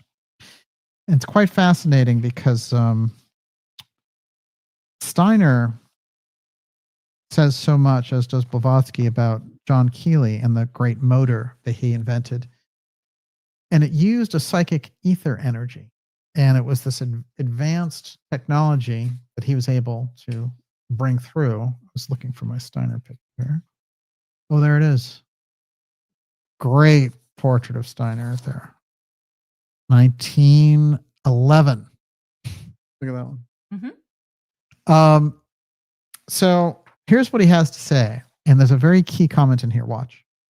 So Keeley, by the way, demonstrated a flying machine in the 1880s to the U.S. Army that could fly 500 miles per hour. Very hard to believe. And yet there's so many sources around what he was doing. And, you know, that's before you get like the Wright brothers with a bicycle and some wings becoming the first flight. That's a good 20 years earlier. Keeley, here's what Steiner says. John Keeley harbored the ideal of building a motor that would not run on steam or electricity, but on waves we create when we make sounds, when we speak. Just imagine that. A motor that runs on the waves we set in motion when we speak, or indeed with our inner life in general. Of course, this was his ideal. We can thank God it was just an ideal at that time. For what would this world war be like if Keeley's ideal had been realized? If it is ever realized, then we will see that the harmony and what the harmony of vibrations in external motor power really means. And relating to Masonic imagery, this then is the other one-sidedness of the Boaz pillar. It is between these two pillars we must pass through. So what he's saying there is, if we had got this free energy technology, this harmonious psychic technology in that period, it would have been utilized in World War II. It would have caused that much more damage. So you see, humanity wasn't ready for it. And this is something that is very compelling when we look at it because so many technologies have been suppressed and things. But then there's something about the leadership that we have, and it really needs to be looked at deeply, that those people, like, can you imagine Mark Zuckerberg with Keely's psychic motor? I mean, you don't want Jeff Bezos or Musk in charge of that, do you? So there's something here about our situation on planet Earth that I think we're trying to look at here, and it'll give us a much better frame of mind. Here's my final quote from Steiner on Franz Ferdinand, and I hope that we were able to congeal some vision of the past and how these assassinations have worked in our history so we understand them better in the 21st century. And I quote Steiner, "We must remember also that the assassination of Archduke Franz Ferdinand was only the last great blow in a whole series of assassination attempts against the Austrian government officials to have taken place within the space of a few months. This was in fact a campaign which was even quite comprehensible and in keeping with certain people. You remember I told you about the occult background of this individuality, the Archduke Franz Ferdinand. You also remember that it's a fact, paradoxical fact, that this couple," and he goes into the history of this very strange suicide pact between the former Duke and his mistress. And it's quite fascinating because that's what actually got Franz Ferdinand into power. But the thing, I guess the thrust of this quote that I wanted to get across was that that series of assassination attempts is a season of assassination. I've pointed that out before, which is why the period that we're in is so dangerous and why there needs to be a concerted effort on the part of the leadership to lower the temperature, because those groups can utilize that heightened sense of chaos and civil war and all that stuff to maximize the deep state purpose of creating chaos through assassination. And you'll get more if they do that. So it's very important to keep that in mind, that this season of assassination is the danger here. And I've pointed out different seasons of assassination. Of course, President Kennedy was caught in one of those, and it was de Gaulle, who they had tried to take out in France. And the CIA was behind all of these different assassinations around the world. They had removed the UN director because he was very spiritually minded, killed him in a plane crash. And they had removed the entire British royalty through a call girl scandal and all that. Just the people who were in their way, they were clearing away. And that season of removal, the DM brothers, as I mentioned, who they try to pin on Kennedy, Kennedy, in fact, gave the opposite instructions to keep them in power and protect them. And I've pointed out that the Central Intelligence Agency put them in a position where they would be assassinated. So the CIA works on that principle of assassination equals the kind of change that they're looking for. The CIA and the deep state, the role that they play in the deep state. Remember, it's not just the CIA. That deep state encompasses incredible forces of intelligence gathering. And, you got the NSA involved there, and you have these contracting groups, et cetera. So, and there's the incredible wealth building situations, the oil companies, the tech companies, they're all involved there. And with that, Miss Olivia, your last question of the evening, Okay, and we're this done. isn't a question, but I guess this is true. Nevermore says Albania has just elected AI as prime minister. Oh, And I hope not. Gee. No, it has happened. Technocracy leading to Uh-oh. real-time Skynet underway. This is it. Well, I always said Game of Thrones. This is the end of Game of Thrones. Oh, This is yeah, my yeah, understanding yeah. of it is that Bran Stark is basically AI. That's what he represents. And I knew it was coming since then. And people missed the symbolism, and I got it right away. Wow. So anyway, it's an experiment. We'll see how it goes. Anything you want to say about that? I think you said it all there. Okay. I want to point a comparison picture there. When you see this, and when they flash this on your screens over the next coming weeks, and of course, the Tyler Robinson plea is going to be coming in. He'll be back in court in September 29th. But when you see this, I want you to remember this, which is the Manchurian Candidate, and how all the things in that movie reveal the process of mind control, which is why that movie was taken out of circulation for 20 years. Keep in mind that there's a lot of manipulation going on, and the way that you can get through it is by asking for the right answers and keeping in mind there's a program that's been afoot for a number of years around this, and it is an MK Ultra assassination program, and the people who do it are not low-level disgruntled people who are unhappy with their lives. It is those people that are chosen and manipulated into position to take the fall for what the other people do. So if I can get that across tonight, then I'm a very happy journalist. In this case, a dark journalist. And Miss Olivia, your super chats. Coming up. Okay. Gur Ryan, Jake, Empire of Light, Amarillo Gunrunners, Old Man Junkins, Descat Brock, Fulcanelli, Steve Z, Paul Adams, Eurythmia's Fun, Jessica Rodriguez, Jimmy Lyle Kennemer, Robert Scott, The Bikini Truther, Whoa. Christian Irwin, Just in Case 008, Curtis Nelson, Elena Wilcox, Deborah McAdoo, Neurosurgery Highland, Wow. 57, Erica Swenson Elliott, and Rich Hall. Thank you so much for your generous super chats. Fantastic. We really appreciate, of course, all your support. And to all our subscribers, thank you. And it's very important. I know that the topics are deep tonight. I think we got through it in style and the ideas room with the great questions. Bravo, Miss Olivia. Nicely done. I'm going to do some shout outs here before we let you go. Let's see here.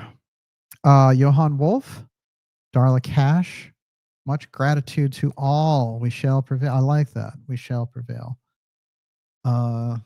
Remember in the civil rights movement, they said we will overcome. Things looked pretty tough for them at the time too. So yeah, if they can do it, we can do it. Let's see. Heather Sansone, the eyes say it all, the windows of the soul. Indeed. I've always believed that. And you can always tell from the eyes. Here to look for the symbolism will be their downfall. Have to look for the symbolism that will be their downfall. That is why the show was kind of founded on the steganography idea. Our show here, the X series, is actually the X steganography series. Jason Finlow, DJ's a legend. Thank you, Jason. Wow, that is really fantastic. You guys are legends. That's what I say. And we got our inspiration from the ideas room, and keep it coming. Keep it coming. Let's see. Great show. Bufo Loompa. Wow. Thank you, sir. Darcy Edmonds. Remember Uncle Ted? Yes. Are you talking about Robinson's uncle? We did mention that he was a special forces guy. I think that is very significant indeed. I also think that the differing stories of what the father did is interesting. They're like, oh, he worked in a prison. No, he didn't. Oh, he worked in the sheriff's office. No, he didn't. Oh, he worked for a construction company the past 20 years. Can we have some real answers about this guy? I mean, it shouldn't be that hard to get. So some diciness, some real diciness. Yes, that was Lawrence Harvey in The Manchurian Candidate. An incredible. If you've never seen The Manchurian Candidate, the 1961 version, or 62, I think it is. Watch it, because that opening sequence is like nothing you've ever seen. And get ready, because it's heavy. It's a heavy movie. Let's see here. Good movie. That's right. See, we like the same stuff. Was it Prime Minister or Minister of AI? That's a good question. I'll look into that as soon as we're done here tonight. Let's see. Yes. David Dash, Evan Ward, El Cid, Jessica Rodriguez. Thank you, Jessica. Friday nights are the favorite day of the week. I look forward to the show. Yes. And let's see what else we got here. Gracious Lady, fantastic evening. Thank you, Gracious Lady. I know Kate's out there. It's great to see you. Robert Wolf. I always learn a lot. Thank you very much. Najat. Hey, I saw Najat out there. Oops. There we go. It's amazing after so many years of JFK info, I'm still learning something new. Oh yeah. I think it would take a lot to really learn what was going on there. And I think Kennedy was that embodiment that Steiner was talking about the Archduke. He was the embodiment of our hopes and aspirations, and he would have acted as a complete reversal of what was going on with the people who wanted, nuclear exchange and drug running and all that kind of stuff, and to dominate space. So he embodied so much of it, and I think the echo of what he's done is still there. You can feel it if you really tune in. Dark Journalist, magic mirror, I see. I think you're probably right. There's some magic mirror somewhere. AI automated agency, Matt Shaw, Robert Wolf. Oh, I just want to throw this out. Jacqueline Diamond. Matt Yes. Stu says egregores suck. And I want to say, I've been thinking this week how we don't talk about egregores enough. And it's really easy to let that whole concept slip. Thought form, the embodiment of the thought form. Yeah, absolutely. You have to create. Remember, Casey said thoughts are things. They can be crimes or miracles. So what is it you're creating with your thoughts? And certainly, it's not to surround our thinking with, this group, eliminating that group and all the rest of it. It's to create an awareness. And we go in the right way, then we're home free. Thank you for your discernment. Wow. Helena, thank you for being with us. And to all of you tonight, fantastic show. Great to be with you. Believe it or not, I had even more to share, so we're going to share it with you next week. And we will be back on Friday. And we have some interesting surprises and some interesting interviews coming up as well, including some great things. And of course, Gigi Young is going to be asking her to come back on in the aftermath of all this as well, because we need a voice like Gigi's. And if you haven't checked out Gigi's latest, then you definitely want to be there at Gigi Young. So look for her on YouTube and gigiyoung.com, just doing fantastic out of this world stuff. Our latest episode with her is called CERN Menace, and boy, is that really pertinent to what we were talking about tonight. So keep that in mind. Give somebody a shout out? Yeah, sure. Okay, so Mick Moonbeam, who's an astrologer on YouTube, whom I follow, did a fantastic episode on Charlie Kirk's astrology for anybody who's interested. Oh boy. She struck just the right tone, and Isn't it was that fascinating something? also. Wow, fantastic. Well, everyone, we will see you all again. Until then, sleep tight. And it says end broadcast, but after all, never really ends. Never really ends. And never let it be forgot. Once there was Camelot, and there can be again. It's you and I that can put it together. Keep that in mind too. And you guys in the Ideas Room, you've got the power. Let me tell you. Have a great night, everyone. God bless everybody.